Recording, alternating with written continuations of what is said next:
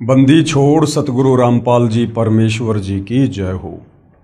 परमपिता परमात्मा सारी सृष्टि के रचनहार, कुल मालिक, असंख्य ब्रह्मांडों के स्वामी, जगत गुरु, तीनों लोकों में प्रवेश करके सबका धारण पोषण करने वाले राजाधिराज, आत्माधार, नाथों के नाथ, देवों के देव महादेव, सर्वेश्वर, महेश्वर, मृत्युंजय, अजरो अमर, आदि अनादि, सनातनी प्रभु, जगत पिता जगदीश्वर, श्री श्री 1008 की उपाधि के वास्तविक अधिकारी, अकाल मूरत सौद स्वरूपी राम वासुदेव, सर्वगतम ब्रह्म, परम पूज्य, प्रथम पूज्य, परम संत, परम पुरुष, परम धनी, परम दयालु, सत्य कबीर, हक्का कबीर, अल्लाहु कबीर, अल्लाहु अकबर, बाखबर, अल्लाह ताला, जगत के तारणहार, जगत के मुक्तिदाता, जगत के जगन्नाथ, हारे के सहारे, हिंदुओं के राम, मुसलमानों के अल्लाह, सिखों के वाहिगुरु, ईसाइयों के मसीह, दया के सागर दयानिधि, करुणा के सागर करुणानिधि, स्वयंभू परिभू, संकट मोचन, कष्ट हरण, मंगल करण, दुख भंजन, अविगत कबीर, निर्विकार निर्विषम परमात्मा, अलय अलेख सतगुरु, आदि अनादि सतगुरु, असली मर्यादा पुरुषोत्तम, असली राम, असली कृष्ण, असली घनश्याम, असली मुरारी, राजाओं के राजा, महाराजाओं के महाराजा, शहंशाहों के शहंशाह, सम्राटों के सम्राट, भगवानों के भगवान, अल्लाहों के अल्लाह, प्रभुओं के प्रभु, मसीहाओं के मसीह, सच्चे वाहिगुरु, बाबाओं के बाबा, पीरों के पीर, सेठों के सेठ, जगत सेठ, साड़सा सेठ, सर्वगुण संपन्न, अनंत कोटि कलाओं के स्वामी, अनंत कोटि ब्रह्मांडों के नायक, योगियों में महायोगी, ध्यानियों में महाध्यानी, सिद्धों में परम सिद्ध, ज्ञानियों में तत्व ज्ञानी, ब्रह्म ज्ञानी, महाज्ञानी, परम ज्ञानी, सर्वश्रेष्ठ ज्ञानी, विज्ञानी, युवा कबीर, समर्थ कबीर, असमवात, अमित ओजा, सच्चे रहनुमा, करीम अल्लाह, सुभान अल्लाह, दुनिया के अंतिम पैगंबर, 8 सितंबर 1951 से गांव धनाना, जिला सोनीपत, हरियाणा, भारतवर्ष की पावन भूमि पे प्रकट रियल कल की भगवान श्री नारायण साकार हरि, श्री बाबा साहेब, नूर अनंत परमात्मा, सच्चे दरवेश, सच्चे बाखबर, संत श्रोमणी सतगुरु रामपाल जी परमेश्वर जी के चरण कमल में आप और हम सभी भाई बहनों का अनंत कोटि दंडवत प्रणाम। सत्साई भाई और बहनों, बहुत बड़ी दया, बहुत बड़ी मेहर पूज्य गुरुदेव भगवान की, परमेश्वर रामपाल जी की, जिनके विशेष आशीर्वाद से उन्हीं के द्वारा लिखित पवित्र पुस्तक ज्ञान गंगा के ऊपर वीडियो बनाने की श्रृंखला जारी है। इसी श्रृंखला में आज हमारा ये 10वें नंबर का वीडियो है। प्रत्येक वीडियो को देखकर हमें अध्यात्म के विषय में बहुत ही गहन जानकारियां प्राप्त हुई है, क्योंकि जो पवित्र पुस्तक ज्ञान गंगा सतगुरु रामपाल जी ने लिखी है, ये पुस्तक सर्व धर्मों के, सर्व पवित्र धर्मशास्त्रों के ज्ञान से प्रमाणित है। इस पवित्र पुस्तक ज्ञान गंगा के सत ज्ञान में, तत्व ज्ञान में, सूक्ष्म ज्ञान में किसी भी धर्म का कोई भी धर्मगुरु सुई की नोक रखने जितनी भी त्रुटि निकालने में सक्षम नहीं है। भाई और बहनों, वर्तमान में यदि इस पृथ्वी पर कहीं सत भक्ति है या शास्त्र अनुकूल साधना है तो केवल सतगुरु रामपाल जी परमेश्वर जी के चरणों में है। बाकी दुनिया शास्त्र विरुद्ध साधना ही कर रही है, जिस शास्त्र विरुद्ध साधना को करने के चलते हमें किसी प्रकार का कोई भी आध्यात्मिक लाभ प्राप्त नहीं हो सकता। बहुत सारे भाई बहनों के मन में शंका होगी कि वे लाभ प्राप्त क्यों नहीं हो सकता। हम तो सदियों से ब्रह्मा विष्णु महेश की परंपरागत पूजा करते आ रहे हैं। हम तो मंदिर में जाते हैं, मस्जिद में जाते हैं, चर्च में जाते हैं, गुरुद्वारे में जाते हैं, कावड़ लेकर आते हैं, मज़ारों पर चद्दर चढ़ाते हैं और हमें तो हर प्रकार के लाभ हो रहे हैं।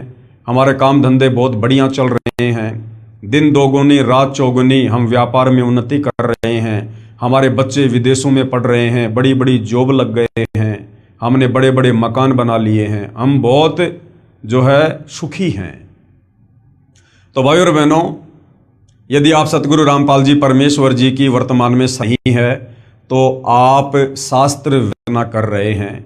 भले आप किसी मंदिर में कितना सोना चढ़ा रहे हैं, कितनी चांदी चढ़ा रहे हैं, कितने बड़े बड़े भंडारे और कथाएं क्यों ना करवा रहे हैं, यदि आप सतगुरु रामपाल जी की शरण में नहीं हैं तो आप किसी भी धर्म से संबंधित हैं, आप उन धर्मों की पवित्र पुस्तकों के विरुद्ध भक्ति कर रहे हैं। और रही बात आपकी इस भ्रमणा की कि हमें तो सर्व लाभ मिल रहे हैं, ये सर्व लाभ आपको वर्तमान शास्त्र विरुद्ध भक्ति के कारण नहीं मिल रहे हैं। ये आपकी आध्यात्मिक ज्ञानहीनता है। जब आप सतगुरु रामपाल जी के सत्संग सुनेंगे, सृष्टि रचना को सुनेंगे, तो आपको पता चलेगा कि शास्त्र विरुद्ध साधना करने के चलते भी व्यक्ति को जो लाभ होते हैं, वो लाभ उसके पूर्व जन्मों की भक्ति के पुण्यों के प्रतिफल में होते हैं। यानी आपका मनुष्य जन्म कोई प्रथम बार नहीं हुआ है। जब से हम परमपिता परमेश्वर कबीर साहिब से बिछुड़कर, सतलोक से बिछुड़कर इस काल के साथ यहाँ 21 ब्रह्मांड में आए हैं, तब से न जाने हमारे कितने अनंत करोड़ जन्म हो चुके हैं, जिनमें करोड़ों अरबों मनुष्य जन्म भी शामिल हैं। और उन मनुष्य जन्मों में ये कबीर परमात्मा रह रहकर आप और हमें संभालते रहते हैं, हमें सत भक्ति दान देते रहते हैं, हमें परमात्मा भक्ति से चार्ज करते रहते हैं। परंतु हम अंतिम श्वास तक मर्यादा में रहकर विश्वास के साथ भक्ति नहीं कर पाते, जिस कारण मोक्ष से वंचित रह जाते हैं। लेकिन वो भक्ति करने के चलते हमारी आध्यात्मिक बैटरी चार्ज हो जाती है और फिर अगले जन्मों में भले हम शत भक्ति नहीं करते हैं, हम किसी तत्वदर्शी संत की शरण में नहीं होते हैं, फिर भी हमें उन पूर्व जन्मों की सत भक्ति के कारण हमें सर्व लाभ मिलते रहते हैं। और हम ये सोचते हैं कि ये सर्व लाभ मुझे वर्तमान में जो मैं भक्ति कर रहा हूँ, उस भक्ति को करने के चलते मिल रहे हैं। तो भाई और बहनों, ऐसा बिल्कुल भी नहीं है। ये हमें परम संत के सत्संग सुनने से पता चलेगा, सृष्टि रचना को सुनने और समझने से पता चलेगा। तो भाई और बहनों, ये कलयुग है और हमारे जितने भी अच्छे कर्म थे, शुभ कर्म थे, जो पुण्य कर्म थे, वो हमने आज से पहले 3 युगों में, सतयुग, त्रेता, द्वापर में मनुष्य जन्म प्राप्त कर करके भोग लिए हैं। ज़्यादातर हमने खर्च कर दिए हैं। और वर्तमान में आप देखिएगा 90% लोग वर्तमान में भक्ति अवश्य करते हैं, वो चाहे किसी भी धर्म से संबंधित क्यों ना है, फिर भी उनकी दुर्गति हुई पड़ी है। देश का राजा भी उसी मंदिर में जाता है और देश का भिखारी भी उसी मंदिर के आगे भीख मांगता है। फिर दोनों में इतना अंतर क्यों?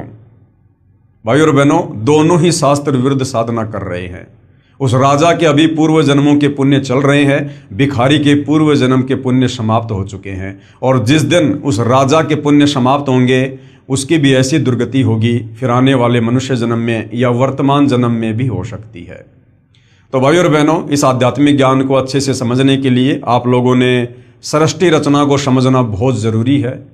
और ये जो सृष्टि रचना सतगुरु रामपाल जी परमेश्वर जी ने हमें समझाई है, हमें बताई है, सत्संगों में सुनाई है और अपनी पवित्र पुस्तकों में लिखी है, ये शास्त्र प्रमाणित है। इसमें किसी भी प्रकार की मीन मेख कोई भी नहीं निकाल सकता है। हाँ ठीक है, अपनी अज्ञानता और नादानी के चलते भले हम स्वीकार ना करें, परंतु सत्य सत्य ही होता है। तो भाई और बहनों, यदि आप आगे सत भक्ति रूपी चार्जर लगाना चाहते हैं और आने वाले समय में, क्योंकि आने वाला समय युग परिवर्तन का है और जब जब युग परिवर्तन होता है तब तब महाविनाश होता है, अच्छे अच्छे लोगों की ज़बरदस्त दुर्गति होती है। हम मई 2026 में जी रहे हैं और 2028 युग परिवर्तन का निर्धारित समय है। आने वाले 1.5 वर्षों में क्या से क्या होगा, शायद आप और हमने इसकी कल्पना भी नहीं की होगी। तो यदि आप युग परिवर्तन के दौरान उत्पन्न होने वाली समस्याओं से बचना चाहते हैं, अपने परिवार को बचाना चाहते हैं, तो सतगुरु रामपाल जी की शरण ही एकमात्र विकल्प है। और उसके लिए आपने पहले उनके ज्ञान को अच्छे से समझना होगा, सृष्टि रचना को समझना होगा, उनसे उपदेश प्राप्त करके मर्यादा में रह के भक्ति शुरू करनी होगी, तब आपका बचाव संभव है। तो भाई और बहनों, सतगुरु रामपाल जी से जुड़ने के लिए सबसे पहले ज्ञान समझना अति आवश्यक है। और इस दिशा में हम सृष्टि रचना को समझ रहे हैं। सृष्टि रचना पर आज हमारा ये 4थे नंबर का वीडियो है और प्रत्येक वीडियो में हमने सृष्टि रचना के विषय में बहुत कुछ जाना है, बहुत कुछ समझा है। तो सृष्टि रचना की शुरुआत जब हमने की थी तो उसमें पूज्य गुरुदेव भगवान ने बताया कि सर्वप्रथम एक अनामी लोक था, जिसको अनामे लोक भी कहते हैं, जिसको अकय लोक भी कहते हैं। और उस अनामी लोक में, उस अकय लोक में कबीर परमात्मा जी अकेले ही रहा करते थे और कहीं कोई रचना नहीं थी। उसके बाद कबीर परमात्मा, जिनको सत्य पुरुष भी कहते हैं, अकाल मूर्त भी कहते हैं, शब्द स्वरूपी राम भी कहते हैं, ये उनके उपमात्मक नाम हैं। उस कबीर परमेश्वर ने एक विचार किया और नीचे के 3 अविनाशी लोकों की रचना की, अपनी वचन शक्ति से, अपनी शब्द शक्ति से। अनामी लोक से नीचे कबीर परमात्मा जी ने अगम लोक की रचना की, उसके बाद अलख लोक की रचना की, उसके बाद सतलोक की रचना की। और इन तीनों लोकों में यानी अनामी लोक से नीचे जो तीन लोक हैं, अगम लोक, अलख लोक और सतलोक, इन तीनों लोकों में कबीर परमेश्वर अपना रूपांतरण करके खुद ही विराजमान होते हैं। उसके बाद सर्वप्रथम कबीर परमेश्वर जी ने सतलोक में सृष्टि की रचना करनी चाहिए। उसके लिए परमात्मा ने सबसे पहले अपने एक वचन से 16 द्वीपों की रचना की। उसके बाद अपने 16 शब्दों से, 16 वचनों से अपने 16 पुत्रों की रचना की और अपने प्रत्येक पुत्र को एक एक द्वीप में रहने का आदेश दिया। उसके बाद कबीर परमेश्वर जी ने अपने 12वें नंबर के पुत्र अचिंत से कहा कि बेटा अब आगे सतलोक में आप सृष्टि की रचना करो, मैं आपको वचन शक्ति देता हूं। अचिंत ने सृष्टि रचना में सहयोग के लिए एक आत्मा उत्पन्न की जिसको अक्षर पुरुष कहा जाता है, जिसको परब्रह्म भी कहा जाता है। वो अक्षर पुरुष सतलोक में बने एक मानसरोवर में जाकर सो गया और निंद्रा आ गई। काफी युगों तक वो निंद्रा से बाहर नहीं आया। अचिंत ने कबीर परमात्मा जी से प्रार्थना की कि परमात्मा, अक्षर पुरुष मानसरोवर में जाकर सो गया है, मेरी लाख कोशिशों के बावजूद भी वो बाहर नहीं आ रहा है और सृष्टि नहीं रची जा रही। तब कबीर परमेश्वर जी ने अपने पुत्र अचिंत से कहा कि बेटा आप सृष्टि रचना करने में सक्षम भी नहीं है, जिसका काम उसी को साजे और करे तो मूर्ख बाजे। कबीर परमेश्वर जी ने उस मानसरोवर के जल से थोड़ा जल लिया और एक अंडा बनाया अपनी वचन शक्ति से। उस अंडे में एक आत्मा प्रवेश की और मानसरोवर के जल में अंडा छोड़ दिया। अंडा मानसरोवर के जल में नीचे जाता है और अंडे की गड़गड़ाहट से अक्षर पुरुष की निंद्रा भंग होती है। नींद खुलते ही अक्षर पुरुष ने अंडे की ओर गुस्से से देखा, जिससे अंडा 2 भाग हो जाता है। जिसमें से जो आत्मा निकलती है उसको क्षर पुरुष का नाम दिया गया, उसको ज्योति निरंजन का नाम दिया गया। आगे चलकर वो काल कहलाया। कबीर परमेश्वर ने आकाशवाणी की कि ज्योति निरंजन और अक्षर पुरुष तुम दोनों बाहर आओ। दोनों आत्मा मानसरोवर से बाहर आती हैं। कबीर परमेश्वर के आदेश अनुसार वो दोनों आत्मा अचिंत के लोक में रहती हैं। काफी समय उपरांत क्षर पुरुष यानी ज्योति निरंजन के मन में ये विचार आया कि हमारे बाकी जो 15 भाई हैं वो सभी अलग अलग द्वीपों में रहते हैं और हम तीनों भाई एक ही द्वीप में रहते हैं। ये सोचकर क्षर पुरुष ज्योति निरंजन, जो आगे चलकर काल भी कहलाया, उसने अलग से राज्य प्राप्ति के लिए, अलग से द्वीप प्राप्ति के लिए एक पैर पर खड़ा होकर सतलोक में तप करना शुरू कर दिया। उससे पहले कबीर परमेश्वर जी ने और काफी आत्माओं की, असंख्य आत्माओं की सतलोक में उत्पत्ति कर दी थी और सभी को सर्व सुख प्रदान कर दिए थे। जब ये ज्योति निरंजन क्षर पुरुष सतलोक में एक पैर पर खड़ा होकर तप कर रहा था तो सतलोक में जो आत्माएं थी वो उसके ऊपर आसक्त हो गई और सोचने लगी कि देखो कितना जबरदस्त तप कर रहा है। कबीर परमेश्वर जी ने आत्माओं को समय समय पर सचेत किया कि बच्चों, इस नादान की नादानी को मत देखो, ये अपने कर्म फोड़ रहा है, तुम आराम से रहो, ठाट बाट से रहो, तुम्हें किसी चीज की कोई कमी नहीं है, इसकी तरफ ध्यान मत दो। हम सभी आत्माओं ने ऊपर से तो सावधानी दिखाई, लेकिन अंदर से हम उस ज्योति निरंजन को चाहने लगे और पतिव्रता पर्द से नीचे गिर गए, परमात्मा के दिल से हम उतर गए। जब काल ने 70 युग तप किया तो कबीर परमेश्वर जी ने पूछा कि भाई आप तप क्यों कर रहे हो, आपको क्या चाहिए?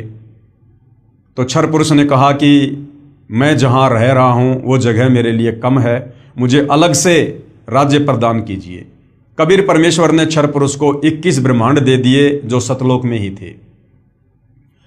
उसके बाद क्षर पुरुष ने फिर से 70 युग तप किया, ये सोचकर कि खाली पलाट का क्या करूंगा, इनमें कुछ रचना भी करनी चाहिए और रचना सामग्री कबीर परमात्मा के ही पास है। तो रचना सामग्री प्राप्त करने के लिए 70 युग फिर तप किया। फिर कबीर परमेश्वर जी ने पूछा तो क्षर पुरुष ने कहा कि मुझे सृष्टि रचना के लिए सामग्री चाहिए। कबीर परमेश्वर ने उसे 3 गुण, रजगुण, सतगुण, तमगुण और 5 तत्व, पृथ्वी, अग्नि, जल, वायु, आकाश, ये जो उस समय सतलोक में कबीर परमेश्वर जी के 16 पुत्रों में से सबसे बड़े पुत्र कूरम के मुकुट में थे, सूक्ष्म रूप में थे, कबीर परमेश्वर जी ने काल को उपलब्ध करवा दिए। उसके बाद इस क्षर पुरुष ने सोचा कि अब मैंने बहुत सारी रचना भी कर ली है, लेकिन मेरे अकेले का दिल नहीं लग रहा, मुझे कुछ आत्मा चाहिए।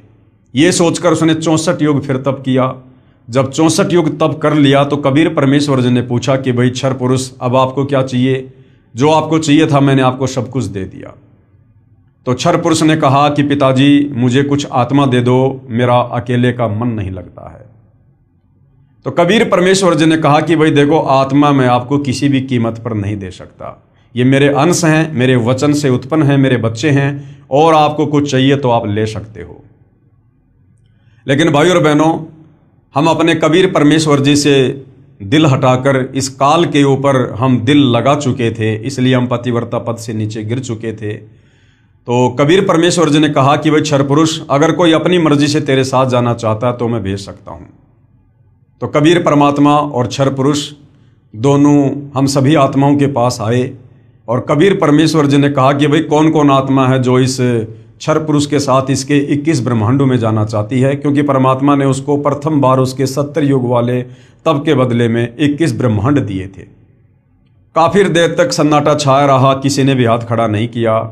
अंत में एक आत्मा ने दुस्साहस किया और हाथ खड़ा किया कि पिताजी, मैं इसके साथ जाना चाहता हूँ। उसके बाद देखा सभी आत्माओं ने हाथ खड़े कर दिए। आज जितनी भी आत्माएं, आप और हम सभी, वो चाहे ब्रह्मा विष्णु महेश हैं, चाहे देवी देवता हैं, चाहे लख 84 योनि में गधे कुत्ते सूअर हैं, हम सभी आत्माओं ने जो आज काल के 21 ब्रह्मांडों में फंसे पड़े हैं, हम सभी ने देखा हाथ खड़े कर दिए। कबीर परमेश्वर जी ने क्षर पुरुष से कहा कि भाई ठीक है, आप अपने 21 ब्रह्मांडों में जाओ, जिन जिन आत्माओं ने आपके साथ जाने की स्वीकृति दी है उनको मैं अपने हिसाब से आपके पास भेज दूंगा। ज्योति निरंजन यानी क्षर पुरुष, जो आगे चलकर काल कहलाया, अपने 21 ब्रह्मांडों में चला गया। पीछे से कबीर परमेश्वर जी ने सर्वप्रथम हाथ खड़ा करने वाली आत्मा को एक सुंदर युवा लड़की बनाया और अपने पुत्र सहजदास से कहा कि बेटा, आप जाकर इसको ज्योति निरंजन के पास छोड़कर आ जाओ। सहजदास जी ने अपने पिता की आज्ञा पाकर और उस युवा लड़की को, जिसको आगे चलकर दुर्गा भी कहा गया, गीता में जिसको प्रकृति भी कहा गया है, जिसको अष्टंगी 8 भुजा वाली भी कहा गया है, उसे ज्योति निरंजन के पास छोड़ दिया और कहा कि पिताजी ने इसको शब्द शक्ति दे रखी है, आप जितनी आत्मा चाहोगे ये अपने वचन से उत्पन्न कर देगी। सहजदास वापस आ गया। लड़की का युवा शरीर देखकर, रूप रंग निखरा हुआ देखकर और ज्योति निरंजन क्षर पुरुष के मन में दोष उत्पन्न हुआ। उसने उस दुर्गा के साथ में जबरदस्ती करने का प्रयास किया, बलात्कार करने का प्रयास किया। दुर्गा ने बहुत समझाया कि भाई देखो, हम दोनों एक ही पिता की संतान हैं, हम दोनों भाई बहन हैं, आप मेरे बड़े भाई हो, आपकी उत्पत्ति पहले अंडे से हुई है, बाद में मेरी उत्पत्ति उसी परमात्मा ने अपने वचन से की है। आप मेरे बड़े भाई हो, मैं आपकी छोटी बहन हूँ, और भाई बहन का ये शारीरिक मिलन, ये मैथुन कर्म, ये महापाप का कारण बनेगा। लेकिन विषय वासनाओं के वशीभूत होने के कारण क्षर पुरुष ने उसकी एक नहीं सुनी और जबरदस्ती करने का प्रयास किया। तो दुर्गा ने सूक्ष्म रूप बनाकर उसके मुख के माध्यम से उसके पेट में जाकर शरण ली और पेट में जाकर दुर्गा ने अपने पिताजी कबीर भगवान से अर्ज की, प्रार्थना की कि हे पिता, मेरी रक्षा करो। कबीर परमेश्वर वहां अपने पुत्र जोगजित का रूप बनाकर जाते हैं और दुर्गा को उसके पेट से बाहर निकालते हैं और उसके बाद क्षर पुरुष यानी ज्योति निरंजन को श्राप देते हैं कि आज के बाद तेरा नाम काल होगा और तू प्रतिदिन 1 लाख मानव शरीरधारी आत्माओं का भक्षण किया करेगा, आहार किया करेगा। और आज अभी इसी समय तुझे सतलोक से 16 शंख कोश की दूरी पर निष्कासित किया जाता है। ये कहते ही इस क्षर पुरुष के 21 ब्रह्मांड दुर्गा सहित और दुर्गा के अंदर जितने भी आत्माएं प्रवेश थी, विमान की तरह चल पड़ा और सतलोक से 16 शंख कोश की दूरी पर आकर रुक गया। हालांकि बीच में थोड़ा सा प्रकरण आता है कि जब ये 21 ब्रह्मांड विमान की तरह सतलोक से बाहर जा रहे थे तो बाहर सीमा पर सहजदास का लोक आता है। वहाँ पर ही क्षर पुरुष ने अपने भाई से अर्ज की कि मेरे विमान को यहाँ पर उतार लो, परमात्मा जी से आप प्रार्थना करो, मेरे से बहुत बड़ी गलती हो गई है। जब सहजदास जी ने कबीर परमेश्वर जी से आज्ञा लेनी चाहिए तो कबीर परमात्मा ने मना कर दिया कि अगर उसको रोका तो मेरे से फिर बुरा कोई नहीं होगा। यानी परमेश्वर ने कहा कि मैं मन कर्म वचन से कहता हूँ उसको यहाँ से बाहर निष्कासित कर दो।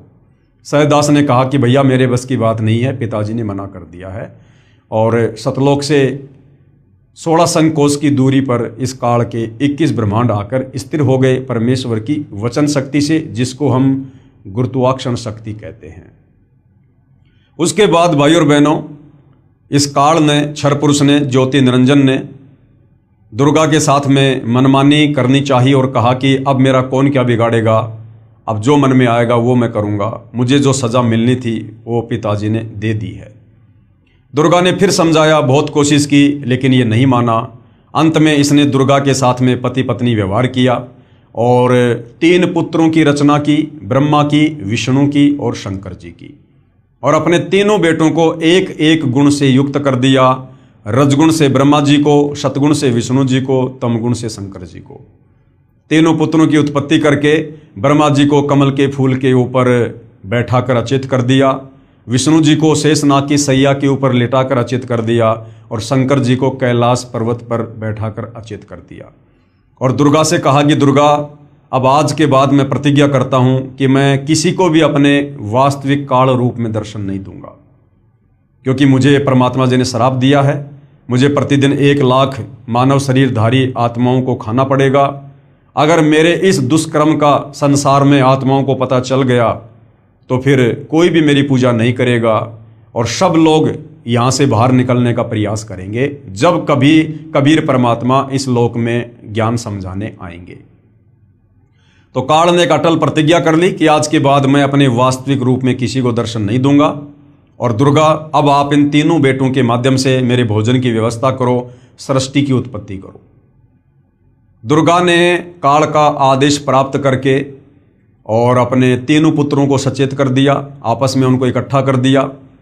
उसके बाद में काल के आदेश से दुर्गा ने समुद्र मंथन के दौरान ब्रह्मा जी को 4 वेद दिए। जब ब्रह्मा जी ने वेदों को पढ़ा तो वेदों से पता चला कि कोई ब्रह्म है जो साकार है, सशरीर है, तेजोमय शरीर है और साधना करने से वो मिलता है। उससे पहले दुर्गा कहा करती थी कि पुत्रों, मैं तुम्हारी माँ हूँ, मैं तुम्हारा पिता हूँ।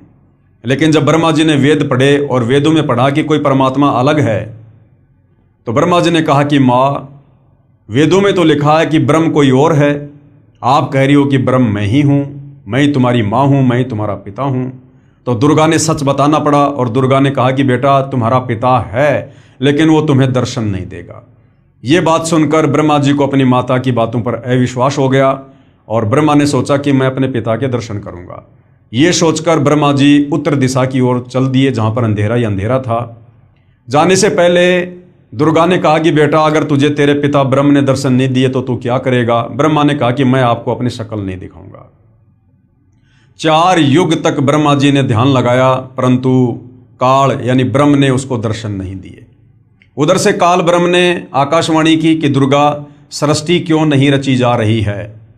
तो दुर्गा ने कहा कि आपका बड़ा बेटा ब्रह्मा आपकी खोज करने के लिए गया हुआ है। तो ब्रह्म ने कहा, यानी काल ने कहा कि उस ब्रह्मा को वापस बुलाओ, मैं दर्शन नहीं दूंगा।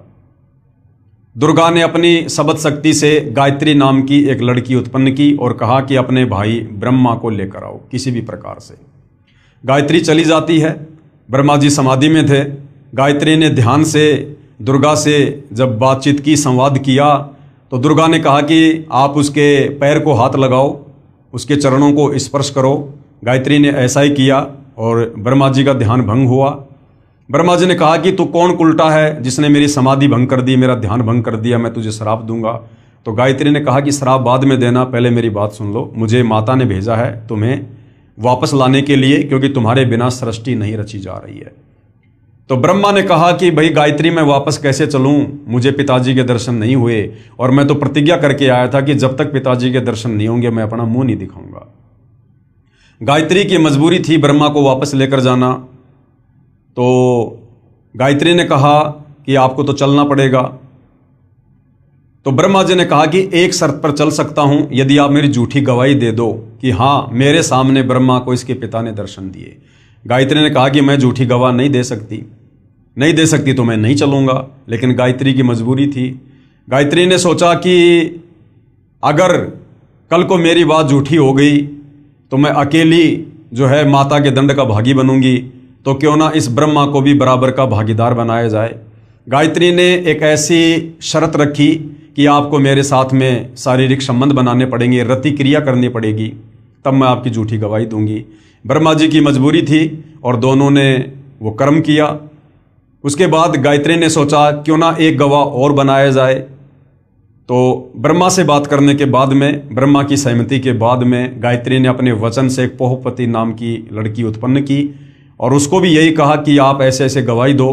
तो पोहपति ने कहा कि मैं झूठी गवाही नहीं दूंगी, हाँ यदि ब्रह्मा मेरे साथ में शारीरिक संबंध बनाए तो मैं झूठी गवाही दे सकती हूँ। उसके बाद पोहपति के साथ ब्रह्मा जी ने शारीरिक संबंध बनाए और ब्रह्मा जी ने दोनों को बता दिया था, यदि माता जी पूछे कि तुम्हारा पिता कैसा है, दिखने में कैसा है, तो वेदों में वर्णित परमेश्वर की व्याख्या ब्रह्मा जी ने पहले ही उनको बता दी कि ऐसे कह देना कि परमात्मा मानव सदृश है, नर रूप है, तेजोमय शरीर है। और तीनों दुर्गा के पास में जाते हैं। दुर्गा ने कहा कि बेटा तुझे तेरे पिता ने दर्शन दिए? तो ब्रह्मा जी ने कहा कि हाँ मुझे मेरे पिता के दर्शन हुए। दुर्गा ने कहा कि कोई प्रमाण दो, कोई सबूत दो, कोई गवाह बताओ। तो ब्रह्मा ने कहा कि इन दोनों के सामने मुझे पिता ने दर्शन दिए। जब दुर्गा ने उन दोनों से जानना चाहा तो दोनों ने कहा कि हाँ हमारे सामने दर्शन दिए। उधर से दुर्गा ने सोचा कि ब्रह्म यानी काल मुझे तो कह रहा था कि मैं किसी को दर्शन नहीं दूंगा और ये कह रहे हैं कि मुझे दर्शन दे दिए। वो थोड़ी सी नाराज हुई और उसने ध्यान लगाया तो काल ने आकाशवाणी की कि दुर्गा ये तीनों झूठ बोल रहे हैं, मैंने इनको किसी प्रकार से कोई दर्शन नहीं दिए। यह आकाशवाणी सभी ने सुनी, सबके सिर नीचे हो गए और उसके बाद में दुर्गा ने ब्रह्मा यानी अपने बड़े बेटे को श्राप दिया कि जग में तेरी पूजा नहीं होगी और तेरे वंशज यानी ब्राह्मण धर्मगुरु जो वेदों को पढ़ेंगे, वेदों को ना समझकर आगे लोगों को ज्ञान देंगे, गुमराह करेंगे, वो भी तेरे जैसे झूठे होंगे, पाखंडी होंगे। दुनिया को गुमराह करना उनका परमो धर्म होगा। उसके बाद में दुर्गा ने अपने दूसरे नंबर के बेटे विष्णु से कहा कि बेटा आप भी अपने पिता के दर्शन कर लो, कहीं बाद में फिर आप जी बीच में समाधि लगा के बैठ जाओगे। तो विष्णु जी भी अपने पिता के दर्शन के लिए पाताल लोक में चल दिया। पाताल लोक में शेषनाग था। शेषनाग ने देखा कि मेरे लोक में ये मेरी अनुमति के बिना कौन बेधड़क आ रहा है। तो शेषनाग ने अपने 1000 फणों से विष छोड़ दिया, जिसके चलते विष्णु जी का पूरा शरीर नीला हो गया, काला हो गया। विष्णु जी ने जैसे ही उसके साथ युद्ध करना चाहा तो काल ने आकाशवाणी की कि बेटा इसका बदला मैं तुझे द्वापर युग में दूंगा, तो श्री कृष्ण रूप में जाएगा और ये काली दह में कालेंद्री नाम का नाग होगा, उस समय मैं तुझे इसका बदला दूंगा। विष्णु जी वापस आ गए, अपनी माँ को आके सब कुछ सच सच बता दिया कि मुझे मेरे पिता के दर्शन नहीं हुए। दुर्गा बड़ी प्रसन्न हुई और कहा बेटा तू सतवादी होगा और जग में तेरी पूजा होगी। उसके बाद में अपने तीसरे पुत्र शंकर जी को भी दुर्गा ने कहा कि बेटा आप भी अपने पिता के दर्शन करने का प्रयास कर लो, तुम्हारे दोनों भाइयों को तो पिता ने दर्शन दिए नहीं। शंकर जी इस मामले में थोड़े समझदार निकले। उन्होंने कहा कि माता जब मेरे दोनों बड़े भाइयों को मेरे पिता ने दर्शन नहीं दिए तो फिर मैं व्यर्थ में क्यों प्रयास करूं। हे माँ मुझे ऐसा वरदान दे दो कि मैं अमर हो जाऊं, कभी ना मरूं। तो दुर्गा ने कहा कि बेटा इस 21 ब्रह्मांड में ये अमरत्व का वरदान नहीं मिल सकता, यहाँ जिसका जन्म हुआ है उसकी मृत्यु निश्चित है। लेकिन शंकर जी को ध्यान लगाने की विधि बताई, जिसके चलते शंकर जी की उम्र अपने दोनों भाइयों से 7 गुना ज़्यादा है। उसके बाद भाइयों और बहनों, काल के आदेश से दुर्गा ने समुद्र मंथन पर अपने तीनों पुत्रों ब्रह्मा विष्णु महेश को भेज दिया और कहा कि समुद्र मंथन में जो भी वस्तु निकले उसकी मुझे जानकारी देना और उनको अलग अलग रखना। समुद्र मंथन हुआ। दुर्गा समुद्र में जाकर अपने 3 रूप बनाती है। 3 लड़कियों के रूप में दुर्गा प्रकट होती है, बाहर भी खड़ी हुई है। और जब 3 लड़कियां लेकर ब्रह्मा विष्णु महेश बाहर आते हैं तो दुर्गा ने कहा कि सबसे पहले कौन सी लड़की आई? तो कहा जी ये वाली आई। तो दुर्गा ने उसका नाम सावित्री रखा और उसकी शादी ब्रह्मा जी के साथ कर दी। दूसरी का नाम लक्ष्मी रखा और विष्णु जी को दे दी। तीसरी का नाम पार्वती रखा और शंकर जी के साथ में शादी कर दी और तीनों को अपने अपने लोक में भेज दिया और तीनों को एक एक गुण से युक्त कर दिया।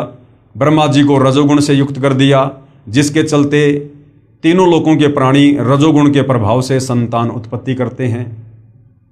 विष्णु जी को सतोगुण से युक्त कर दिया, जिस सतोगुण के प्रभाव के चलते सभी आपस में मोह ममता में बंधे हुए हैं। शंकर जी को तमोगुण से युक्त कर दिया, जिसके चलते फिर मनमुटाव, राग द्वेष, ईर्ष्या, लड़ाई झगड़े यानी संहार का कार्य तमोगुण के कारण शंकर जी करते हैं। और इस प्रकार से इस काल के 21 ब्रह्मांड की सृष्टि चल रही है।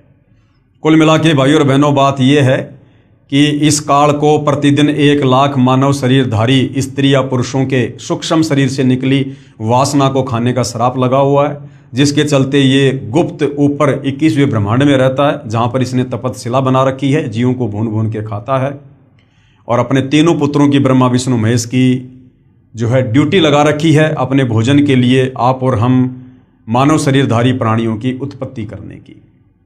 तो भाइयों और बहनों, और यहाँ कुछ भी लेना देना नहीं है। काल ने केवल अपने भोजन के लिए सारी व्यवस्था कर रखी है और हम सभी प्राणी समय समय पर अपने कर्मों का दंड भोगने के लिए कभी लक 84 योनि में गधे कुत्ते सुअर बनते हैं, कभी नरक में जाते हैं, कभी स्वर्ग में जाते हैं। और इसी प्रकार से जन्म मृत्यु का सिलसिला, लक 84 योनियों का सिलसिला, ये लगातार अनंत युगों से चलता आ रहा है।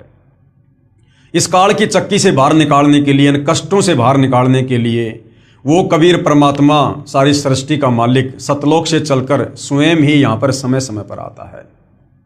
उसके बाद भाइयों और बहनों, इस काल को 21 ब्रह्मांड सहित बाहर निकालने के बाद सतलोक में जो एक और आत्मा थी, परब्रह्म, जिसको अक्षर पुरुष भी कहते हैं, उस अक्षर पुरुष के मन में आया कि क्षर पुरुष ज्योति निरंजन जो 21 ब्रह्मांड सहित सतलोक से चला गया है, वो बहुत सुख भोग रहा होगा।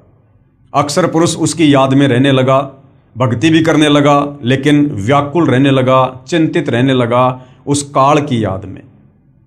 और भी बहुत सारी आत्माएं जो सतलोक में थी, वो आत्माएं भी ये सोचकर कि काल ब्रह्म के साथ जितनी भी आत्मा उसके 21 ब्रह्मांड में गई हैं, वो तो बड़े सुख भोग रही होंगी, ये सोचकर उनके मन में भी दोष आ गया कि काश हम भी चले जाते तो हम भी ना जाने क्या क्या सुख भोगते। जबकि यहाँ हम लोग गधे कुत्ते सुअर बनकर टट्टी खा रहे हैं, लैट्रिन खा रहे हैं, नरक का कष्ट भोग रहे हैं, जन्म मृत्यु के चक्कर में हैं, अकाल मृत्यु मर रहे हैं, गरीबी में, भिखारीपन में, दारिद्र्य में जी रहे हैं। तो बाकी जितने भी आत्माओं के मन में दोष आया और अक्षर पुरुष के मन में दोष आया, उसके चलते वो भी पतिव्रता पद से नीचे गिर गए। कबीर परमेश्वर ने उनको भी सतलोक से बाहर करना जरूरी था। और फिर ठीक उसी प्रकार से कबीर परमेश्वर जी ने अक्षर पुरुष को यानी परब्रह्म को भी 7 शंख ब्रह्मांड दे दिए। और सर्वप्रथम अक्षर पुरुष के साथ उसके 7 शंख ब्रह्मांडों में जाने के लिए जिस आत्मा ने स्वीकृति दी, उसकी एक युवा लड़की बना दी, जिसका नाम ईश्वरी माया रखा। और बाकी सभी आत्माओं को सूक्ष्म रूप में ईश्वरी माया के अंदर जो है वो प्रवेश करके और अक्षर पुरुष के पास में भिजवा दिया। लेकिन अक्षर पुरुष ने और ईश्वरी माया ने वो गलती नहीं की जो गलती काल और दुर्गा ने सतलोक में की थी, जबरदस्ती शारीरिक संबंध बनाने की। यानी शारीरिक संबंध बनाने का प्रयास किया लेकिन सफल नहीं हो पाए। लेकिन अक्षर पुरुष ने ईश्वरी माया की सहमति से अपने नाखूनों से उसको स्त्री इंद्री लगाई और मैथुन क्रिया की, जिसके चलते अक्षर पुरुष के लोक में जीवों को भूनकर नहीं खाया जाता है, जीवों को जो है वो तपतशिला का कष्ट नहीं दिया जाता है। बाकी सारे के सारे कष्ट जो 21 ब्रह्मांड में हैं, काल के लोक में हैं, जैसे जन्म और मृत्यु, लक 84 योनियों का कष्ट, नरक का कष्ट, ये जो का त्यों अक्षर पुरुष के लोक में भी आत्माओं को दिया जाता है। तो भाइयों और बहनों, इस प्रकार से कबीर परमेश्वर जी ने 7 शंख ब्रह्मांड अक्षर पुरुष को और 21 ब्रह्मांड इस काल को देकर सतलोक से निष्कासित किया। उसके बाद रह रहकर कबीर परमेश्वर जी इस काल के 21 ब्रह्मांड में आते हैं, अक्षर पुरुष के 7 शंख ब्रह्मांड में जाते हैं। हम आत्माओं को सतलोक में की गई अपनी गलती सृष्टि रचना सुनाकर याद दिलाते हैं और हमें उनके बंधन से छुड़वाते हैं। जो जो आत्माएं उनके ज्ञान को स्वीकार कर लेती है, उनकी भक्ति स्वीकार कर लेती है और आजीवन मर्यादा में रहकर भक्ति करती है, उन आत्माओं को परमेश्वर वापस सतलोक लेकर जाते हैं। तो भाइयों और बहनों, यहाँ जो सृष्टि रचना चल रही है, जो सतगुरु रामपाल जी ने अपने सत्संगों में सुनाई है और अपनी पवित्र पुस्तकों में लिखी है, इसका समर्थन सर्व धर्मों के सर्व पवित्र धर्मशास्त्र भी कर रहे हैं। और हमने इस पवित्र पुस्तक ज्ञान गंगा में देखा कि मुसलमान धर्म की कुरान शरीफ, तौरेत, जबूर, ईसाइयों की बाइबल, हिंदुओं के 4 वेद और गीता जी, साथ में बहुत सारे महापुरुषों की जो लेखनी से जो ग्रंथ लिखे गए हैं, जिस प्रकार से धर्मदास जी के द्वारा लिखा गया कबीर सागर और दादू जी का दादू ग्रंथ और भी बहुत सारे महापुरुषों के ग्रंथों ने इसी सृष्टि रचना का समर्थन किया है।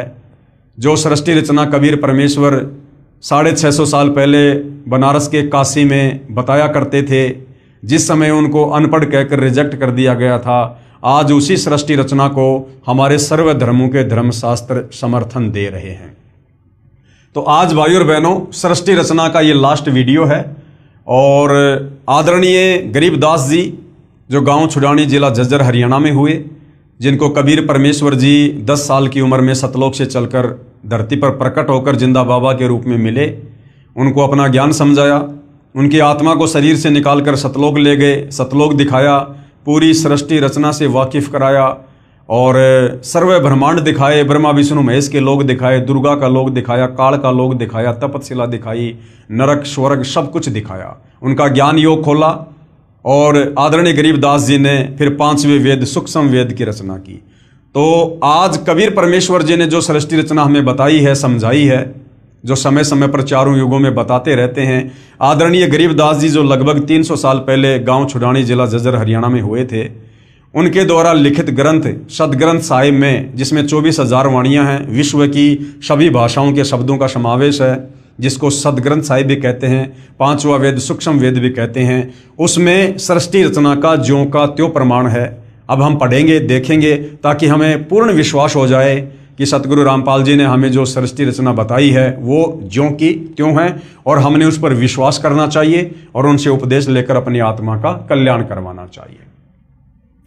आदरणीय गरीबदास साहिब जी की अमृतवाणी में सृष्टि रचना का प्रमाण। आदि रमैणी सदग्रंथ पेज नंबर 690 से 692 तक। आदि रमैणी अदली सारा जादिन होते धुंधुकारा, यानी जब कबीर परमात्मा केवल अनामी लोक में अकेले थे, उस समय और बाकी कहीं कुछ भी नहीं था। ना ये सातसंग ब्रह्मांड थे अक्षर पुरुष के, ना काल के 21 ब्रह्मांड थे, ना नीचे का कोई अगम लोक था, ना कोई अलख लोक था, ना कोई सतलोक था। सत्य पुरुष कीन्या प्रकाशा हम होते तकत कबीर खवाशा। उसके बाद सत्य पुरुष कबीर साहिब ने ही पूरी सारी जो है वो रचना की। और आदरणीय गरीबदास जी कहते हैं कि उस समय हम कबीर परमात्मा जी के दरबार में नौकर थे। यानी भाइयों और बहनों, जब हम भक्ति मार्ग में आगे बढ़ेंगे तो हमें पता चलेगा कि आदरणीय गरीबदास जी की भूमिका, एक भगत की भूमिका भी कबीर परमात्मा ने इस अध्यात्म को समझाने के लिए और 5वें वेद सूक्ष्म वेद सदग्रंथ साहिब की रचना करवाने के लिए खुद ही भूमिका की थी। मन मोहिनी सिरजी माया सत्य पुरुष एक ख्याल बनाया। मन मोहिनी सिरजी माया, यानी सतलोक में कबीर परमेश्वर जी ने जब ये काल तप कर रहा था, 21 ब्रह्मांड दे दिए थे, तो सबसे पहले 21 ब्रह्मांड में जाने के लिए जिस आत्मा ने हाथ खड़ा किया था, कबीर परमात्मा ने एक सुंदर युवा मन मोहिनी लड़की का रूप उसको दिया, जिसको माया भी कहते हैं, दुर्गा भी कहते हैं, और वो काल के पास में परमात्मा ने भेजी थी। तो कहते हैं मन मोहिनी सिरजी माया और सत्य पुरुष एक ख्याल बनाया। धर्मराय सिरजे दरबानी 64 जुग तब सेवा ठानी। और इस धर्मराय यानी काल की उत्पत्ति भी परमात्मा ने अंडे से की थी और उसके 64 युग के बदले में कबीर परमेश्वर ने उसको आत्माएं दी थी। पुरुष पृथ्वी जाकू दीनी, यानी 21 ब्रह्मांड परमात्मा ने उसको दिए। राज करो देवा आधीनी, और कबीर परमेश्वर जी ने कहा कि आधीनी के साथ में सत का राज करना। ब्रह्मांड 21 राज तुम दीन्या, मन की इच्छा सब जुग लीन्या। माया मूल रूप एक छाजा और मोही लिए जिन धर्म राजा। यानी जो युवा लड़की कबीर परमेश्वर जी ने बनाकर क्षर पुरुष के पास भेजी थी, उसका युवा रूप देखकर काल वासना से प्रेरित हो गया, यानी धर्मराज को कामदेव ने मोह लिया। धर्म का मन, यानी उस काल का मन चंचल चितधारा, मन माया का रूप विचारा। दुर्गा का सुंदर रूप देखकर ये काल जो है, क्षरपुरुष जो है, डगमग हो गया। चंचल चेरी चपल चिरागा, याके परसे सरबस जागा। धर्मराय कीन्या मन का भागी, विषय वासना संग से जागी। आदि पुरुष अदली अनरागी, धर्मराय दिया दिल से त्यागी। उस मंद कर्म को करने के चलते, यानी दुर्गा के साथ में जो जबरदस्ती काल ने करनी चाहिए, उसके चलते कबीर परमात्मा ने धर्मराय यानी क्षर पुरुष को, काल को दिल से त्याग दिया। पुरुष लोक से दिया ढहाई, यानी सतलोक से बाहर निकाल दिया। अगम दीप चली आए भाई। सहज दास जिस दीप रहनता। जब ये काल 21 ब्रह्मांड सही सतलोक से जा रहा था तो आगे चलकर सहज दास का लोक था, वहां पर इसने अपना विमान रोकने की सहज दास से प्रार्थना की। कारण कौन कौन कुलपन था। धर्मराय बोले दरबानी, इस काल ने, जिसको धर्मराय भी कहते हैं क्षर पुरुष, ये बोला सुनो सहज दास ब्रह्मज्ञानी कि हे बड़े भाई मेरी बात सुनो। 64 युग हम सेवा कीनी, मैंने 64 युग तक एक पैर पे खड़ा होकर तप किया। पुरुष पृथ्वी हमको दीनी, तब परमात्मा ने मुझे ये अलग से राज्य दिया। चंचल रूप भया मन मोरा, उस युवा लड़की को देखकर मेरा मन चंचल हो गया और मैंने बदतमीजी की। मन मोहिनी ठगिया भोरा, और उसने मुझे ठग लिया, यानी मैं उसके ऊपर आसक्त हो गया, जिस कारण से परमात्मा जी नाराज हो गए। सत्य पुरुष के ना मन भाए, यानी कबीर परमात्मा के मैं दिल से उतर गया, उनके मन नहीं भाया। पुरुष लोक से हम चली आए और मेरे को सतलोक से बाहर निकाल दिया।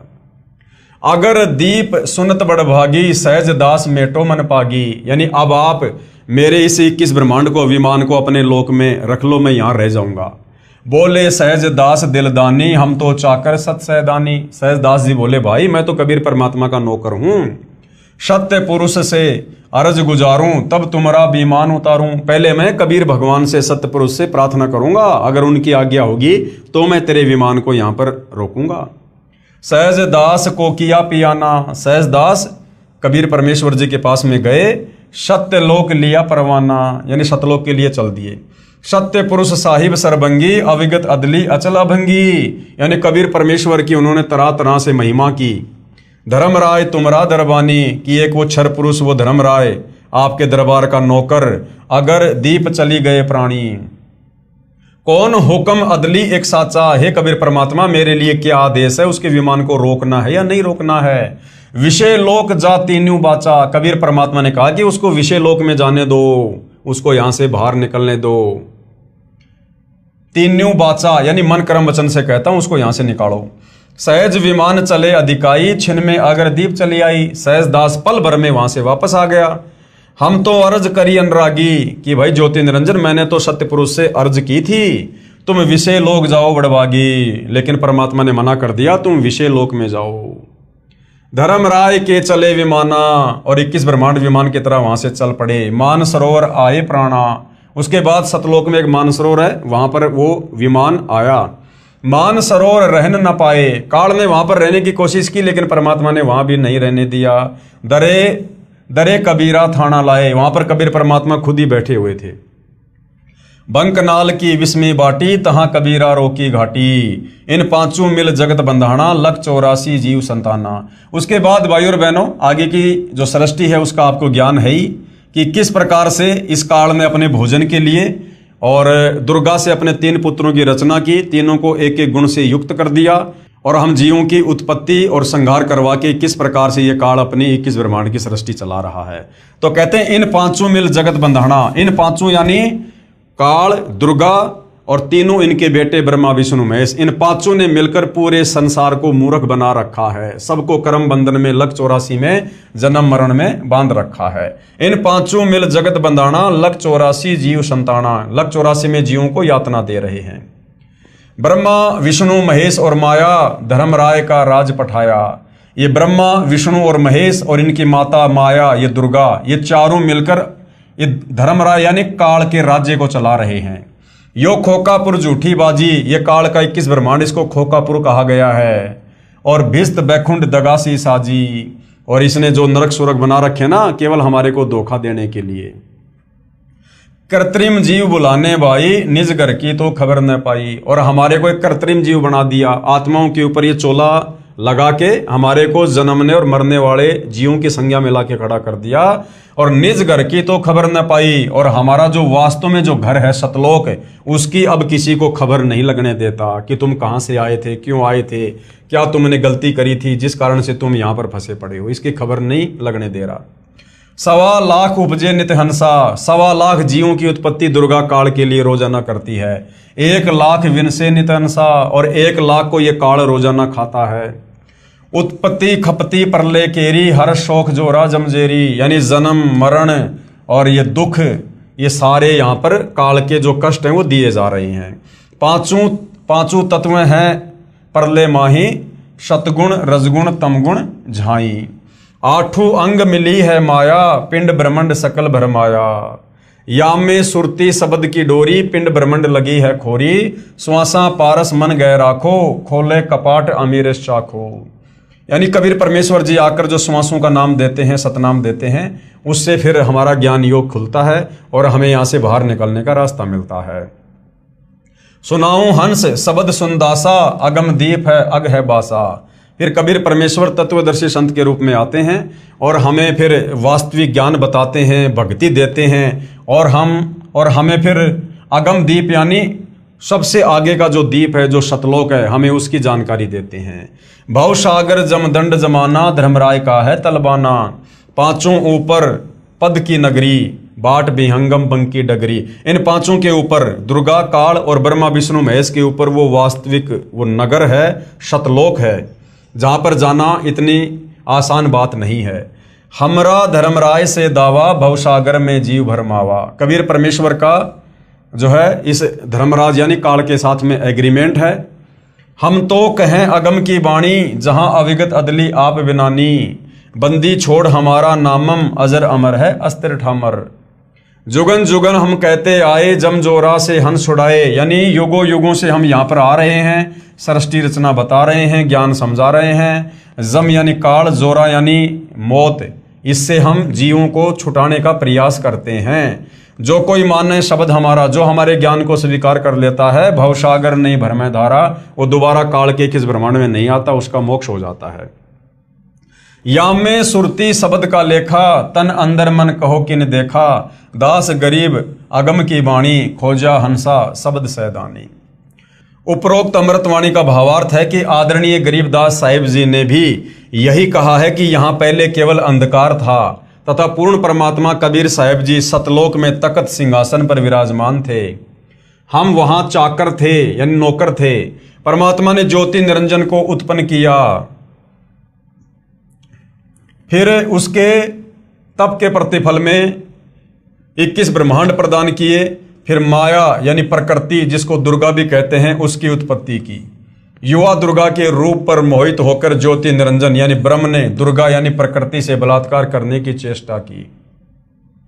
ब्रह्म यानी काल को उसकी सजा मिली, उसे सतलोक से निकाल दिया तथा श्राप लगा कि 1 लाख मानव शरीरधारी प्राणियों का प्रतिदिन आहार करेगा, 1.25 लाख उत्पन्न करेगा। यहाँ सभी प्राणी जन्म मृत्यु का कष्ट उठा रहे हैं। यदि कोई पूर्ण परमात्मा का वास्तविक शब्द, सच्चा नाम जाप मंत्र हमारे से प्राप्त करेगा, उसको काल की बंद से छुड़वा देंगे। हमारा बंदी छोड़ नाम है, यानी जो काल के कर्म बंधनों से छुड़वा दे, सतलोक में भेज दे, उसको कहते हैं बंदी छोड़। आदरणीय गरीबदास जी अपने गुरु व प्रभु कबीर परमात्मा के आधार पर कह रहे हैं कि सच्चे मंत्र अर्थात सतनाम व सार शब्द की प्राप्ति कर लो, पूर्ण मोक्ष हो जाएगा। नहीं तो नकली नामदाता संतों व महंतों की मीठी मीठी बातों में फंसकर शास्त्र विधि रहित साधना करके काल जाल में रह जाओगे, फिर कष्ट पर कष्ट उठाओगे। कहने का मतलब भाई और बहनों, हमें सृष्टि रचना पर विश्वास हो, इसके लिए महापुरुषों की जो है ये बातें बताई जा रही हैं। तो आदरणीय गरीबदास जी के सदग्रंथ साहिब में भी सृष्टि रचना का ज्यों का त्यों प्रमाण है। संत गरीबदास जी कृत अमर ग्रंथ के अध्याय हंस परम हंस की कथा की वाणी नंबर 37 और 43 में क्या कहा गया है सृष्टि रचना को लेकर। माया आदि निरंजन भाई, और अपने जाए आपे खाई। ये दुर्गा, ये माया, ये खुद ही पैदा करती है और खुद ही ये काल के पास में भोजन के लिए भेज देती है। यानी कहने का मतलब है भाई और बहनों, ये खुद ही पैदा करते हैं। ये काल और दुर्गा, ब्रह्मा विष्णु महेश को भी पैदा किया, फिर उसके बाद आप और हम सभी जीवों को पैदा किया। यानी हम सब यहाँ 21 ब्रह्मांड में काल और दुर्गा की संतान हैं, इसी से उत्पन्न हैं। और ये फिर सबको तपस्या पे भून भून के खाते हैं सबको।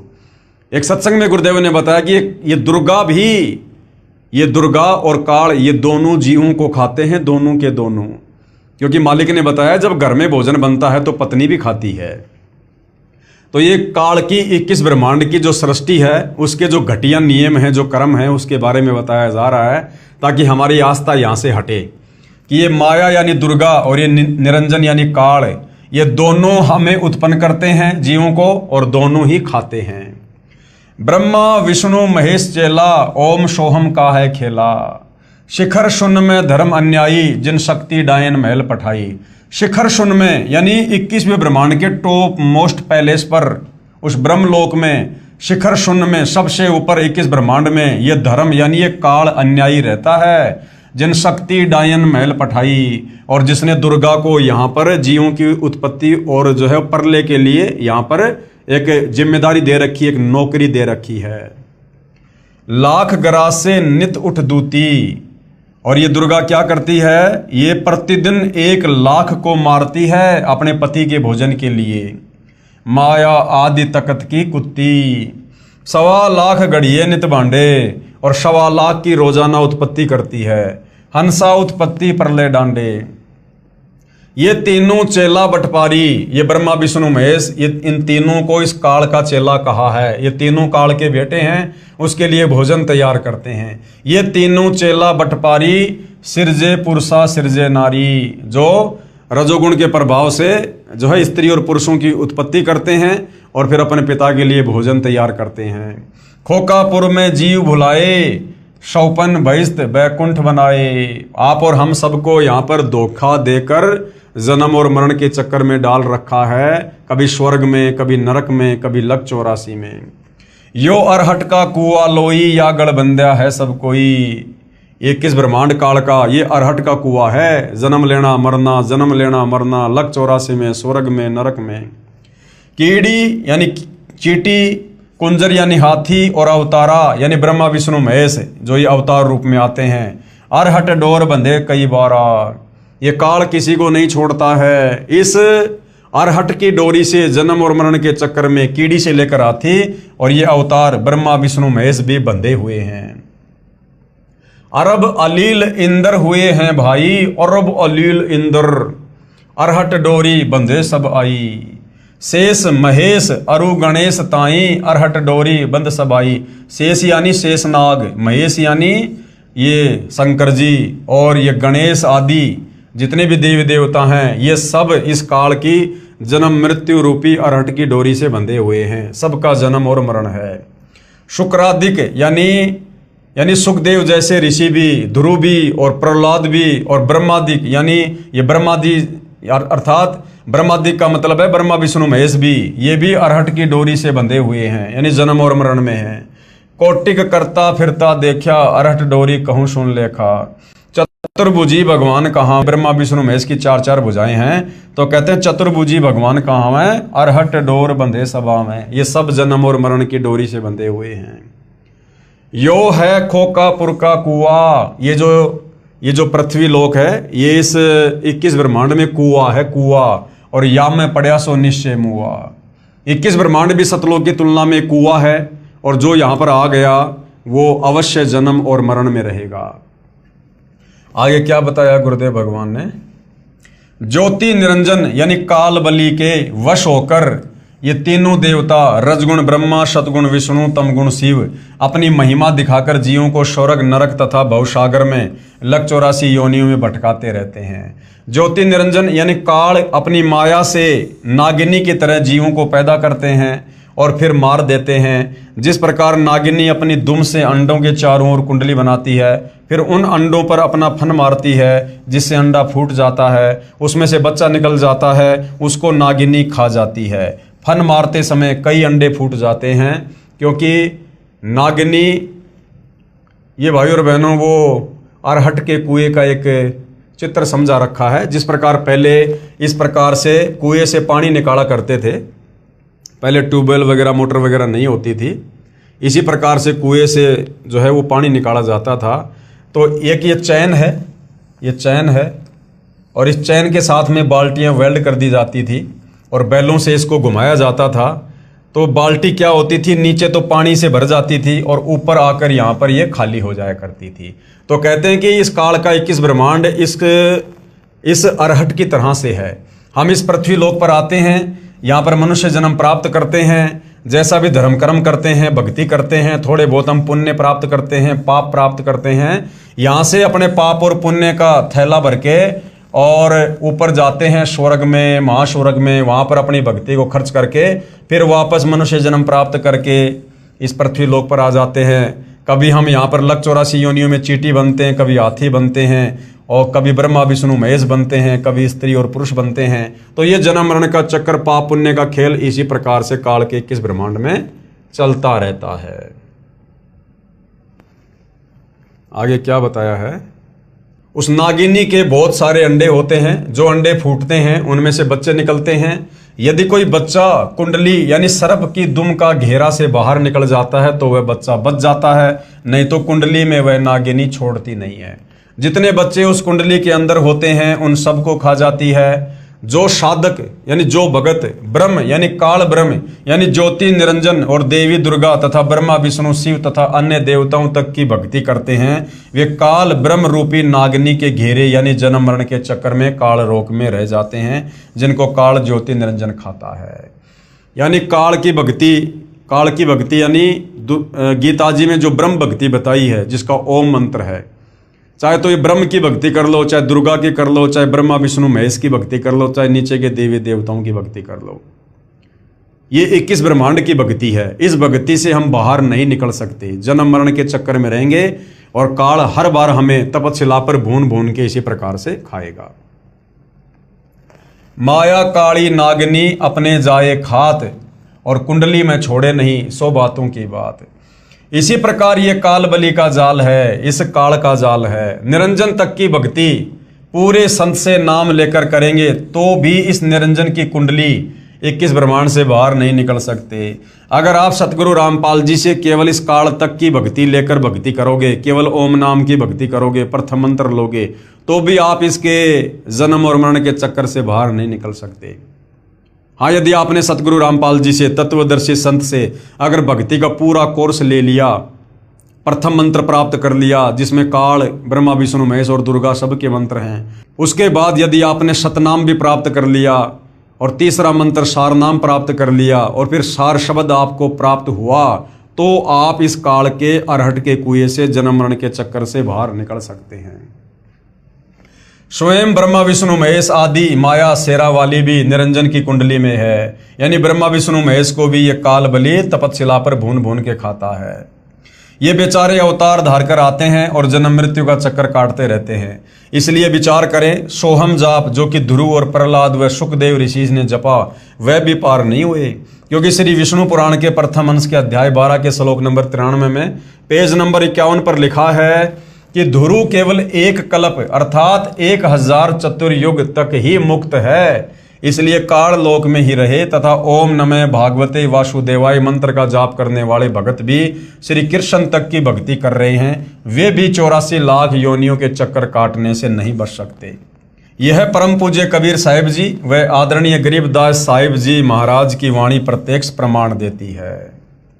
कहने का मतलब भाई और बहनों, आदरणीय गरीबदास जी महाराज जी ने भी बिल्कुल क्लियर कर दिया है कि भैया जब तक आपको तत्वदर्शी संत नहीं मिलता है और तत्वदर्शी संत की भूमिका निभाने के लिए कबीर परमात्मा सत्य पुरुष सतलोक से चलकर खुद ही आते हैं, और जब आप तत्वदर्शी संत की शरण में आ जाओगे, उनके बताए अनुसार उनसे उपदेश प्राप्त करके मर्यादा में रहकर आजीवन भक्ति करोगे, तब कहीं जाकर आप इस काल के 21 ब्रह्मांड से, इस जेल से निकलकर अमर धाम सचखंड सतलोक में जा सकते हो। और जब तक आप सतलोक में नहीं जाओगे, क्योंकि बाकी जितने भी संत महात्मा आचार्य शंकराचार्य किसी भी धर्म के मुल्ला मौलवी पादरी हैं, वो सब के सब शास्त्र विरुद्ध साधना ही करते हैं, काल के जाल में बने रहने वाली साधना ही करते हैं। उनकी भक्ति साधना में आप चाहे कितना जप कर लो, कितने मंत्र जाप कर लो, कितना दान धर्म कर लो, कितने ही भंडारे कर लो, कितना ही कुछ कर लो, आप काल के जाल में ही रहोगे। अनंत कोटि अवतार हैं माया के गोविंद, करता हो अवतरे बहुर पड़े जग फंद। अनंत कोटि अवतार हैं, यानी ब्रह्मा विष्णु महेश के करोड़ों अवतार हो चुके हैं। ये सब माया के गोविंद हैं, यानी माया के अधीन है, इस दुर्गा और काल के अधीन है। और करता हो अवतरे रामकृष्ण रूप में, ये यहाँ पर जो है ये करतार बन के आते हैं, भगवान बन के, और अंत में इनकी दुर्गति होती है, बहुर पड़े जमफंद, वापस फिर ये काल के जाल में फंसे रहते हैं। जिस प्रकार त्रेता युग में श्री रामचंद्र जी की अंत में कैसे मृत्यु हुई, वो इतने दुखी हो गए, इतने दुखी हो गए, उनकी पत्नी धरती में समा गई, उनके बच्चे उनके विरोधी हो गए, और अंत में श्री रामचंद्र जी ने सरयू नदी में आत्महत्या करनी पड़ी, जिसको हम समाधि कहते हैं कि जिंदा समाधि ले ली, जल समाधि ले ली। उन्होंने अंत में आत्महत्या करनी पड़ी दुखी होकर। तो ये काल बलि इस प्रकार से इन अवतारों की दुर्गति करता है। द्वापर युग में श्री कृष्ण जी आए, आजीवन लड़ाई झगड़ों में रहे, उनकी आंखों के सामने महाभारत हो गया, उनके रिश्तेदार मर गए, करोड़ों लोग मरे, 56 करोड़ यादव दुर्वासा के श्राप के कारण मर गए, और उसी श्राप के चलते अंत में श्री कृष्ण जी का भी अंत हुआ। बालिया नाम की शिकारी ने उनके पैर में जहरीला तीर मारा, तड़प तड़प कर उनकी मृत्यु हुई। तो ये काल अपने पुत्रों को और अवतारों को भी नहीं बख्शता है। सत्य पुरुष कबीर साहिब जी की भक्ति से ही जीव मुक्त हो सकता है। यानी ये जीव काल के 21 ब्रह्मांड से कैसे मुक्त होगा? सत्य पुरुष कबीर साहिब जी की भक्ति से। सत्य पुरुष कबीर साहिब जी की भक्ति से।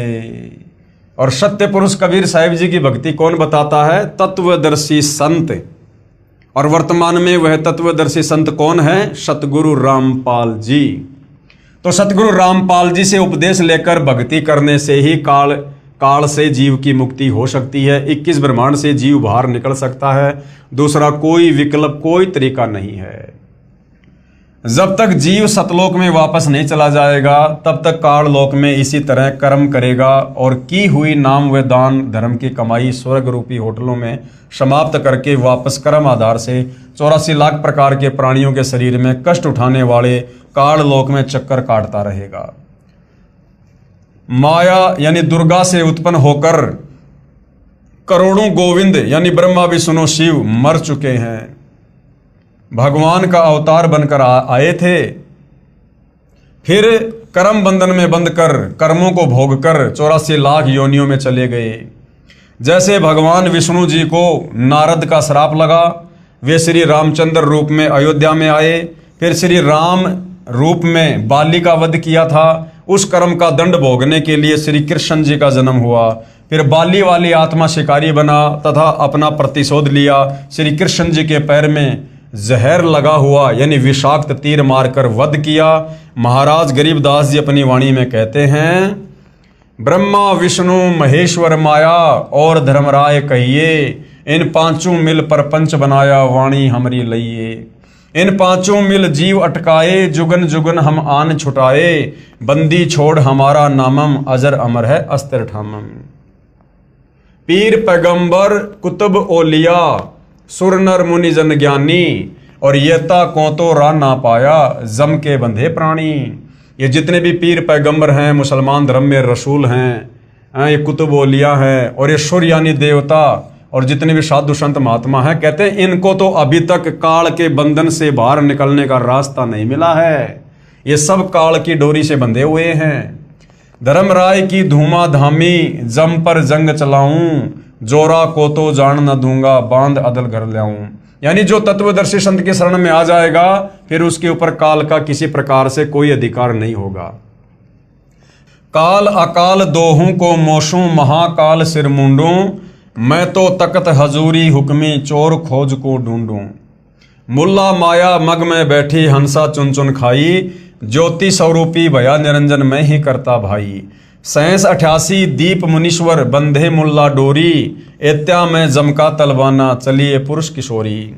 मुल्ला का तो माथा दागूं सत की मोहर करूंगा, पुरुष दीप को हंस चलाऊं दरा न रोकन दूंगा। हम तो बंदी छोड़ कहावा धर्म राय है चकवे, शतलोक की सकल सुनावा वाणी हमरी अखवे। 9 लख पट्टन ऊपर खेलूं शाहदरे को रोकूं, 12 कोटि कटक सब काटूं हंस पटाऊं मोखूं। 14 भुवन गमन है मेरा जलथल में सरबंगी, खालिक खलक खलक में खालिक अविगत अचल अभंगी। अगर अलील चक्कर है मेरा जित से हम चल आए, पांचों पर परवाना मेरा बंदी छुटावन धाए। जहां ओकार निरंजन नाही ब्रह्मा विष्णु वेद नहीं जाए, जहां करता नहीं काल भगवाना काया माया पिंड ना प्राणा। 5 तत्व तीनों गुण नाही, ये सतलोक के बारे में बताया जा रहा है। और जोरा काल दीप नहीं जाही, अमर करूं सतलोक पठाऊं ताते बंदी छोड़ कहाऊं। इसका हिंदी अनुवाद गुरुदेव भगवान ने यहां पर किया है। कबीर परमेश्वर यानी कबीर देव की महिमा बताते हुए आदरणीय गरीबदास साहिब जी कह रहे हैं कि हमारे प्रभु कबीर देव बंदी छोड़ हैं। बंदी छोड़ का भावार्थ है काल की कारागार से यानी जेल से छुटवाने वाला। काल ब्रह्म के 21 ब्रह्मांडों में सभी प्राणी पापों के कारण काल के बंदी हैं। पूर्ण परमात्मा यानी कबीर देव कबीर साहिब पाप का विनाश कर देते हैं। पापों का विनाश न ब्रह्म कर सकता, न परब्रह्म कर सकता, ना ही ब्रह्मा विष्णु महेश कर सकते। केवल जैसा कर्म है उसका वैसा ही फल देते हैं। इसलिए यजुर्वेद अध्याय 5 के मंत्र 32 में लिखा है कबीर अंगारी असी, यानी कबीर परमात्मा ही पापों का नाश करता है। कबीर यानी कबीर देव कबीर परमेश्वर। अग अरी यानी पापों का शत्रु है। बम्भारी असी, बम्भारी यानी बंधनों का, अरी यानी शत्रु अर्थात बंधनों का शत्रु यानी बंदी छोड़ है। इन पांचों यानी ब्रह्मा विष्णु शिव और माया और धर्मराय से ऊपर सत्य पुरुष परमात्मा कबीर देव हैं जो सतलोक का मालिक है। से सर्व परब्रह्म ब्रह्म तथा ब्रह्मा विष्णु महेश व आदि माया नाशवान परमात्मा है। केवल कबीर परमात्मा जो सतलोक का मालिक है वही अविनाशी है। वो कभी काल में नहीं आता, कभी भी उनकी मृत्यु नहीं होती है, उनका जन्म नहीं होता है, वे स्वयंभू हैं। बाकी चाहे ब्रह्म यानी काल हो, चाहे परब्रह्म अक्षर पुरुष हो, चाहे ये ब्रह्मा विष्णु महेश हो, चाहे दुर्गा हो, इन सब का जन्म और मरण जो है लगातार जारी है। ये सब नाशवान है। महाप्रलय में ये सब तथा इनके लोक समाप्त हो जाएंगे। आम जीव से कई हजार गुना ज्यादा लंबी इनकी उम्र है, परंतु जो समय निर्धारित है वह एक दिन पूरा अवश्य होगा। इसी विषय में आदरणीय गरीबदास जी महाराज ने कहा है शिव ब्रह्मा का राज इंद्र गिनती कहाँ, चार मुक्ति बैकुंठ समझ एता लहा। शंख जुगन की जूनी उम्र बढ़धारिया, जा जननी कुर्बान सुकागज पारिया। येती उम्र बुलंद मरेगा अंतरे, सत्य सतगुरु लगे न कान न भेटे संतरे। क्या अनुवाद किया गुरुदेव ने? चाहे शंख युग की लंबी उम्र भी क्यों ना हो, वह एक दिन समाप्त जरूर होगी। यदि सत्य पुरुष परमात्मा यानी कबीर देव कबीर साहिब के नुमाइंदे पूर्ण संत गुरु जो 3 नाम का मंत्र जिसमें एक ओम, दूसरा तत्, तीसरा सत्य जो सांकेतिक है जो नाम देता है तथा उसे पूर्ण संत द्वारा नामदान करने का आदेश है, उसे उपदेश लेकर नाम की कमाई करेंगे तो हम सतलोक के अधिकारी हंस हो सकते हैं। अब भाई और बहनों, कबीर परमेश्वर अपना कोई भी नुमाइंदा यहाँ नहीं भेजता है। कबीर परमेश्वर अपने आप को छुपाते हुए अपने आप को ही कबीर जी का दास बताकर, नुमाइंदा बताकर आप और हमें यहाँ पर तत्व ज्ञान समझाते हैं, सतगुरु की भूमिका करते हैं। सत्य साधना बिना बहुत लंबी उम्र कोई काम नहीं आएगी, क्योंकि निरंजन लोक में दुख ही दुख है। यानी काल के लोक में चाहे लाखों साल की उम्र प्राप्त कर लो, यहाँ पर दुखों के सिवा कुछ भी नहीं है। कबीर जीवन तो थोड़ा ही भला, जय सत सुमरण होए, लाख बरस का जीवना लेखे धरे न कोई। यदि सत्य साधना की जाए तो कम उम्र ही अच्छी है। यदि सत्य साधना सत्य पुरुष की नहीं है तथा काल ब्रह्म की व देवताओं व देवियों की पूजा करके व प्राणायाम आदि करके लंबी आयु जीने वालों का कोई लेखा यानी मोक्ष मार्ग में नहीं किया जाएगा। इतनी लंबी आयु जितनी शंकर जी की है मिल जाए तो भी एक दिन मृत्यु अवश्य होगी, और करोड़ों बार हो चुकी है, अरबों बार हो चुकी है। ब्रह्मा विष्णु महेश की जो इतनी लंबी उम्र है ये भी अरबों करोड़ों खरबों बार मर चुके हैं। आम जीव की तो गिनती नहीं है। भक्ति गलत है, इसलिए जन्म तथा मृत्यु का चक्कर बना रहेगा। ऐसी उम्र का क्या औचित्य। कबीर साहिब अपनी यानी पूर्ण ब्रह्म की जानकारी स्वयं ही बताते हैं कि इन परमात्माओं से ऊपर यानी ब्रह्मा विष्णु महेश से ऊपर, दुर्गा से ऊपर, ब्रह्म से ऊपर, परब्रह्म से ऊपर असंख्य भुजा का परमात्मा सत्य पुरुष है जो सतलोक सचखंड सतधाम में रहता है, तथा उसके अंतर्गत सर्वलोक यानी इस ब्रह्म काल के 21 ब्रह्मांड व ब्रह्मा विष्णु शिव आदि के लोक तथा परब्रह्म यानी अक्षर पुरुष के 7 संग ब्रह्मांड व अन्य सभी ब्रह्मांड आते हैं, और वहां पर शतनाम शारनाम के जाप द्वारा जाया जाएगा जो पूरे गुरु से प्राप्त होता है। और पूरा गुरु वर्तमान में धरती पर केवल सतगुरु रामपाल जी है। सचखंड यानी सतलोक में जो आत्मा चली जाती है उसका पुनर्जन्म नहीं होता, यानी वो आत्मा फिर वापस काल के लोक में नहीं आती है, और ना सतलोक में कभी वो मृत्यु में आती है। केवल एक बार जन्म होता है, उसके बाद फिर मृत्यु कभी नहीं होती है। सत्य पुरुष यानी पूर्ण ब्रह्म कबीर साहिब कबीर देव ही अन्य लोकों में स्वयं ही भिन्न भिन्न नामों से विराजमान है। जैसे अलख लोक में अलख पुरुष, अगम लोक में अगम पुरुष और अकय लोक में अनामी पुरुष रूप में विराजमान हैं। ये तो उपमात्मक नाम है, परंतु वास्तविक नाम उस पूर्ण पुरुष का कबीर देव, भाषा भिन्न होकर कबीर साहिब है। अब भाइयों और बहनों, सिख धर्म के प्रवर्तक आदरणीय नानक जी की वाणी में भी सृष्टि रचना का संकेत है, प्रमाण है।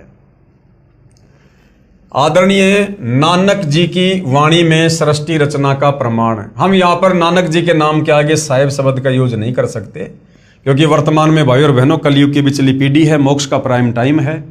हालांकि नानक जी की भूमिका कबीर परमात्मा ने की थी, लेकिन हम वर्तमान में चूंकि कलयुग की बिचली पीढ़ी में हमने सतगुरु रामपाल जी को सतगुरु धारण कर लिया है, और हमारे लिए हमारे सतगुरु से बढ़कर फिर और कोई साहिब नहीं है। यदि हमने किसी और में साहिब देखा, किसी और को साहिब माना, तो फिर हम पतिव्रता पद से नीचे गिर जाते हैं। आदरणीय नानक जी की वाणी में सृष्टि रचना का संकेत, श्री नानक जी की अमृतवाणी महिला 1 राग बिलावलू अंश 1 गुरु ग्रंथ साहिब पेज नंबर 839। आपे सचू किया कर जोड़ी, अंडज फोड़ी जोड़ी बिछोड़, धरती आकाश किए बैसन कहूँ थाऊं, राती दिन तू किए भऊ भाऊ। ये पंजाबी है जो हिंदी में लिखी हुई है।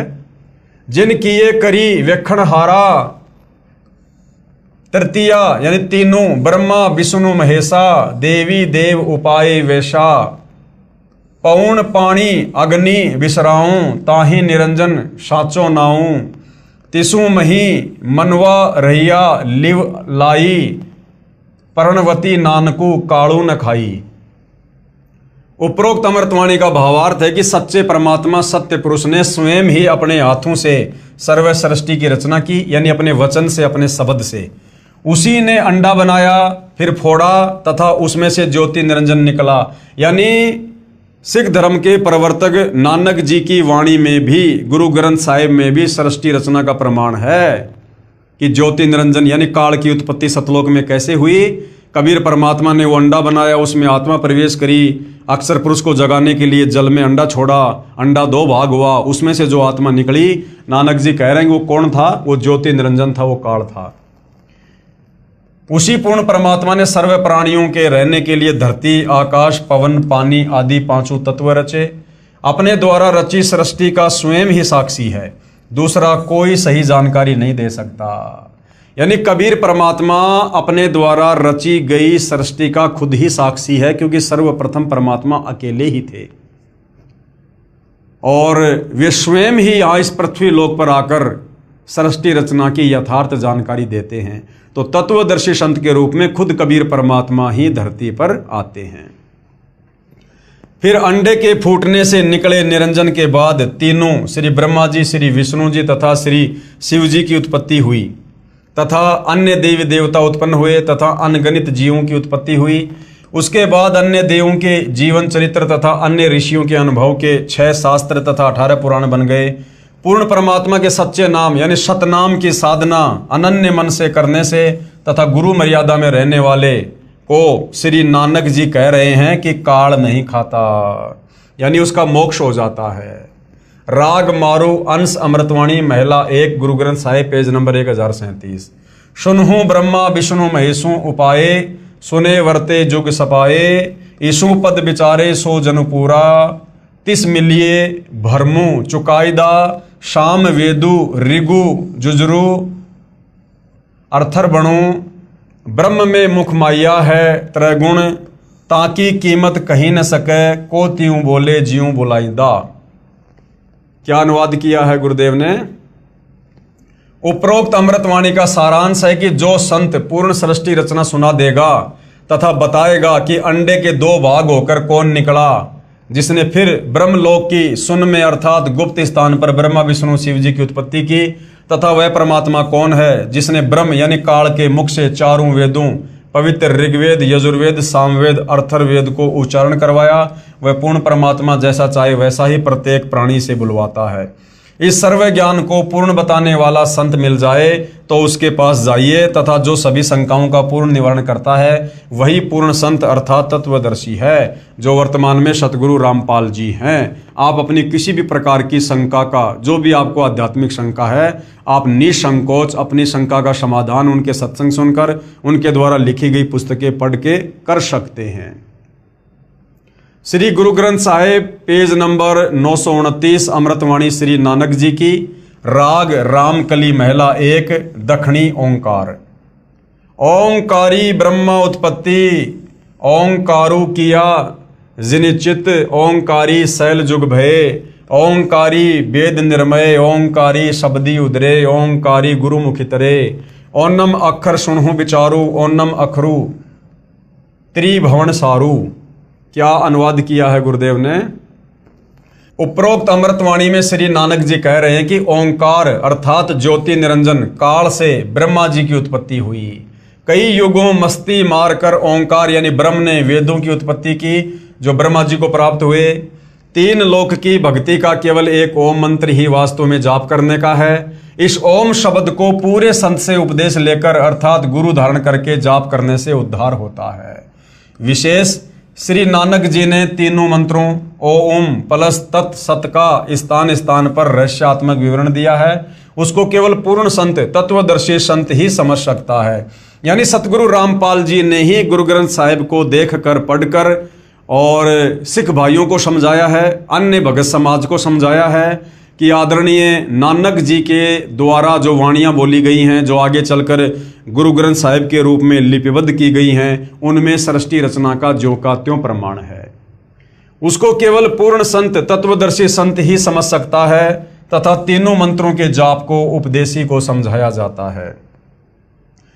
गुरु ग्रंथ साहिब पेज नंबर 1038, उत्तम सतगुरु पुरुष निराले, शब्दी रते हरि रस मतवाले, रिद्धि बुद्धि सिद्धि ज्ञान गुरु ते पाइये, पूरे भाग मिलाइदा, सतगुरु ते पाए बिचारा, सुन समाधि सचे घरबारा, नानक निर्मल नादू शब्द धुनि, सचू रामे नामी समाइदा।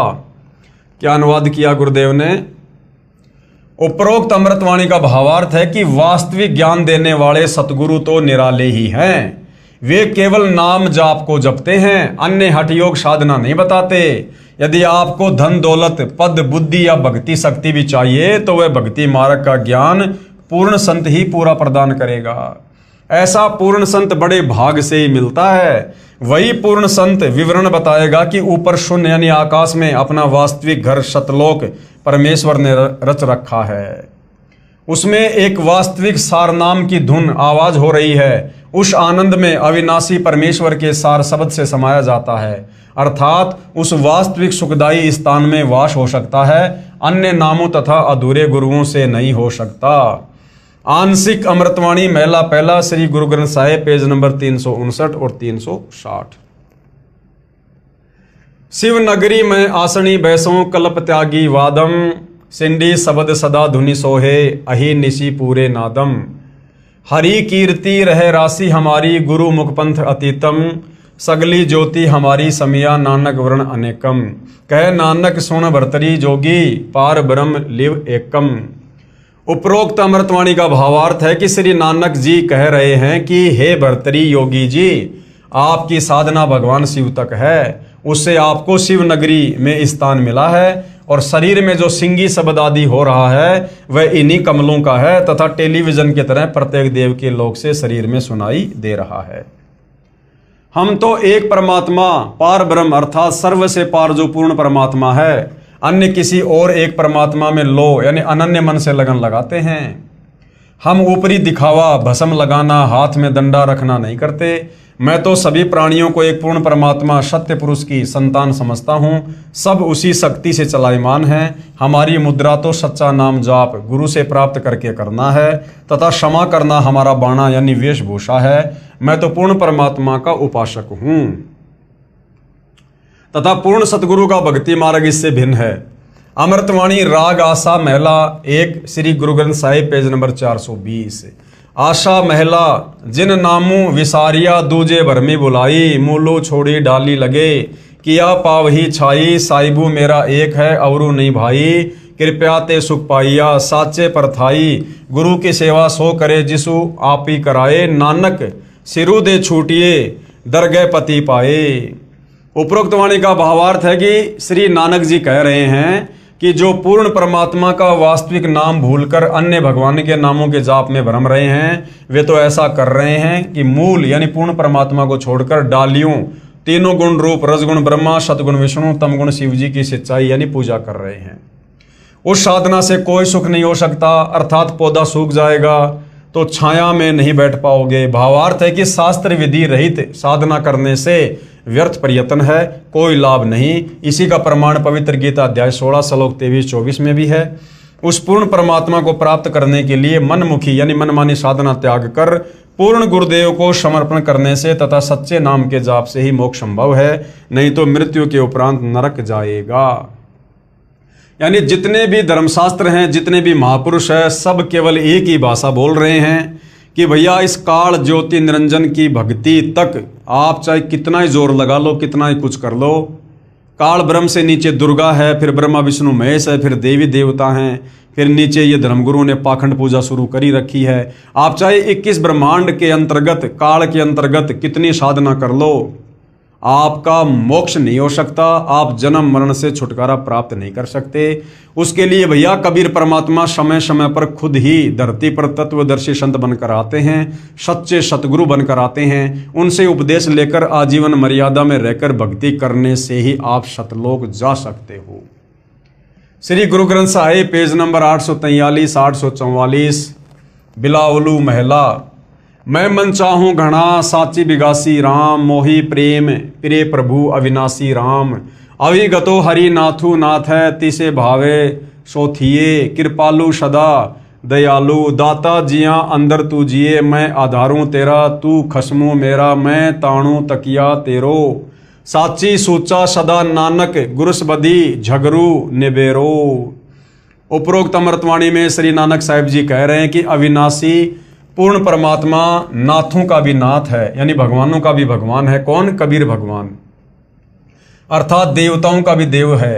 सर्व प्रभुओं श्री ब्रह्मा जी, श्री विष्णु जी, श्री शिव जी तथा ब्रह्म व परब्रह्म पर भी नाथ है, यानी परमात्मा है, अर्थात स्वामी है। मैं तो सच्चे नाम को हृदय में समा चुका हूँ। हे परमात्मा, सभी प्राणियों का जीवन आधार भी आप ही हो, मैं आपके आश्रित हूँ, आप मेरे मालिक हो। आपने ही गुरु रूप में आकर सत भक्ति का निर्णायक ज्ञान देकर सर्व झगड़ा निपटा दिया, अर्थात सर्व शंका का समाधान कर दिया। श्री गुरु ग्रंथ साहिब पेज नंबर 721 राग तिलंग महला। एक अरज गुप्तम पेश तो दर कौन करतार, हक्का कबीर करीम तू बे परवरदिगार। कबीर परमेश्वर का नाम तक लिखा हुआ है गुरु ग्रंथ साहिब में। नानक बुगोयद जंतूरा तेरे चाकरा पखाक। उपरोक्त अमृतवाणी में स्पष्ट कर दिया है कि हे हक्का कबीर यानी सत्य कबीर, आप सत्य कबीर, और कौन करतार यानी शब्द शक्ति से रचना करने वाले शब्द स्वरूपी प्रभु, अर्थात सर्व सृष्टि के रचनहार हो। आप ही बेऐब यानी निर्विकार परवरदिगार, सर्व के पालन करता दयालु प्रभु हो। मैं आपके दासों का भी दास हूं। कौन कह रहे हैं? नानक जी। किसको कह रहे हैं? अपने गुरु कबीर जी को, जो उनको बेई नदी पर आकर मिले थे, सचखंड दिखाया था। आगे श्री गुरु ग्रंथ साहिब पेज नंबर 24 राग श्री महला। तेरा एक नाम तारे संसार, मैं एह आस एहो आधार। नानक नीच कह विचार, धानक रूप रहा करतार। उपरोक्त अमृतवाणी में प्रमाण किया है कि जो काशी में धानक यानी जुलाहा है, यही करतार है, कुल का सिरजनहार है। अति आधीन होकर श्री नानक साहिब जी कह रहे हैं कि मैं सत्य कह रहा हूं कि यह धानक अर्थात कबीर जुलाहा ही पूर्ण ब्रह्म सत्य पुरुष है। विशेष उपरोक्त परमाणु के सांकेतिक ज्ञान से प्रमाणित हुआ। सृष्टि रचना कैसे हुई? पूर्ण परमात्मा की प्राप्ति करनी चाहिए, जो पूर्ण संत से नाम लेकर ही संभव है।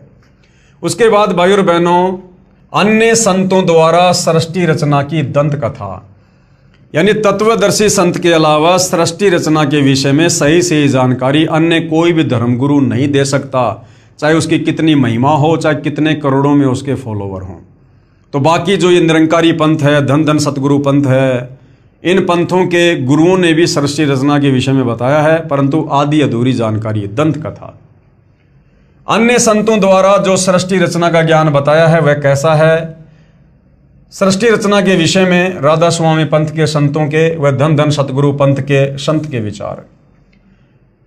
पवित्र पुस्तक जीवन चरित्र परम संत बाबा जयमल सिंह जी महाराज, पेज नंबर 102-103 से सृष्टि की रचना, सावन कृपाल पब्लिकेशन, दिल्ली।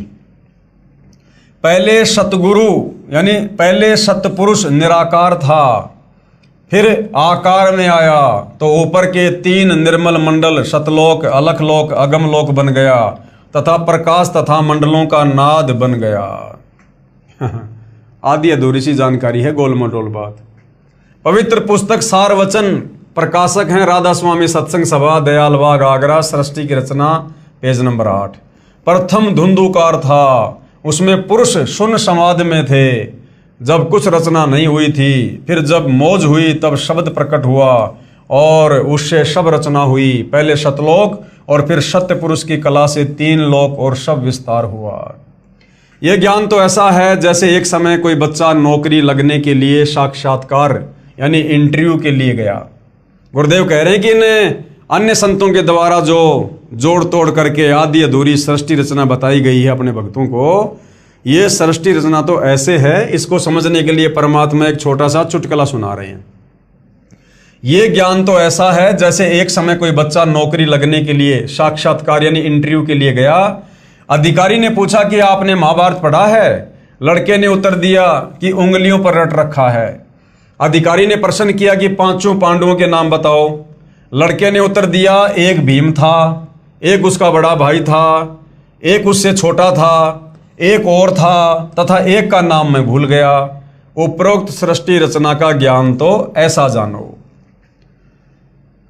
सत्य पुरुष व सतलोक की महिमा बताने वाले वे 5 नाम ओंकार, ज्योति निरंजन, ररंकार, सोहम, सतनाम देने वाले व 3 नाम अकाल मूर्ति, सत्य पुरुष, शब्द स्वरूपी राम देने वाले संतों द्वारा रची पुस्तकों से कुछ निष्कर्ष। यानी राधा स्वामी और धन धन सतगुरु पंथ में इस प्रकार के नाम दिए जाते हैं। तो इनके गुरुओं के द्वारा सृष्टि रचना के विषय में क्या बताया गया है?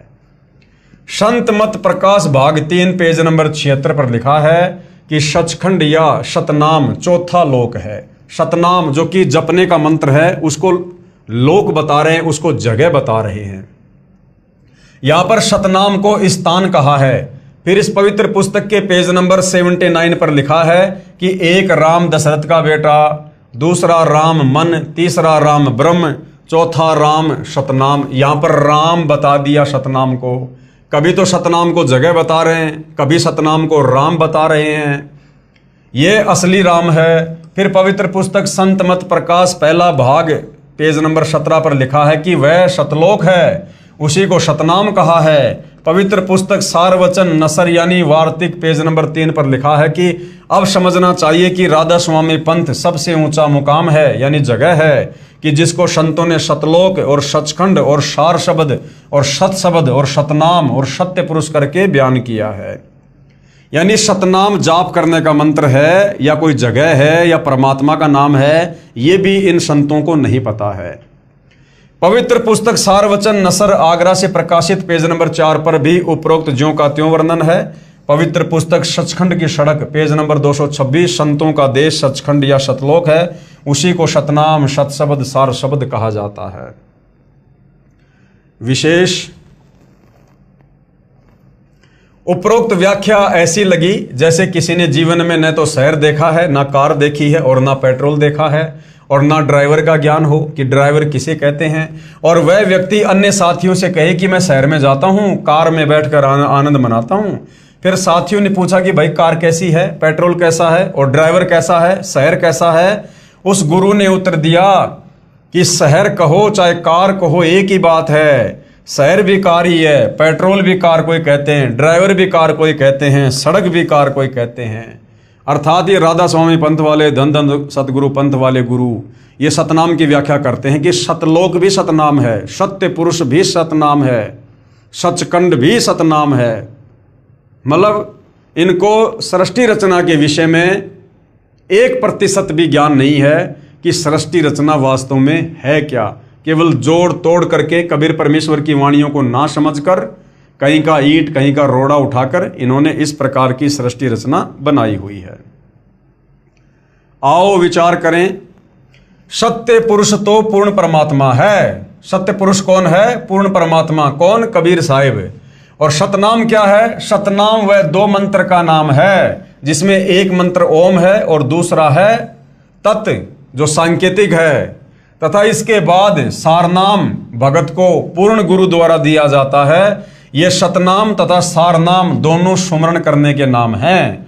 सतलोक वह स्थान है जहां सत्य पुरुष रहता है। पुण्य आत्माएं स्वयं निर्णय करें तथा सत्य असत्य का। तो भाई और बहनों, इस पवित्र पुस्तक ज्ञान गंगा के ऊपर जो सृष्टि रचना को समझाने के लिए वीडियो बन रहे हैं, तो सृष्टि रचना यहाँ पर समाप्त हो जाती है।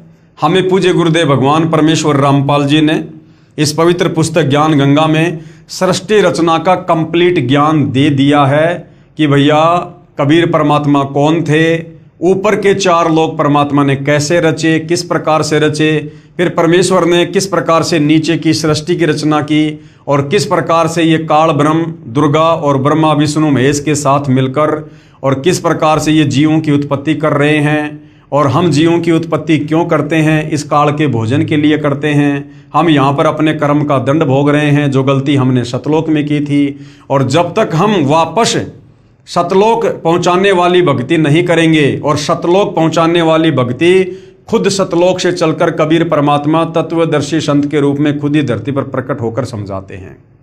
और जब तक हम तत्वदर्शी संत के सत्संग नहीं सुनेंगे, उनकी शरण में नहीं आएंगे और मर्यादा में रहकर भक्ति नहीं करेंगे, हम इस काल बलि की जेल से, जन्म मरण के चक्कर से, लक 84 योनियों के कष्ट से बाहर नहीं निकल सकते।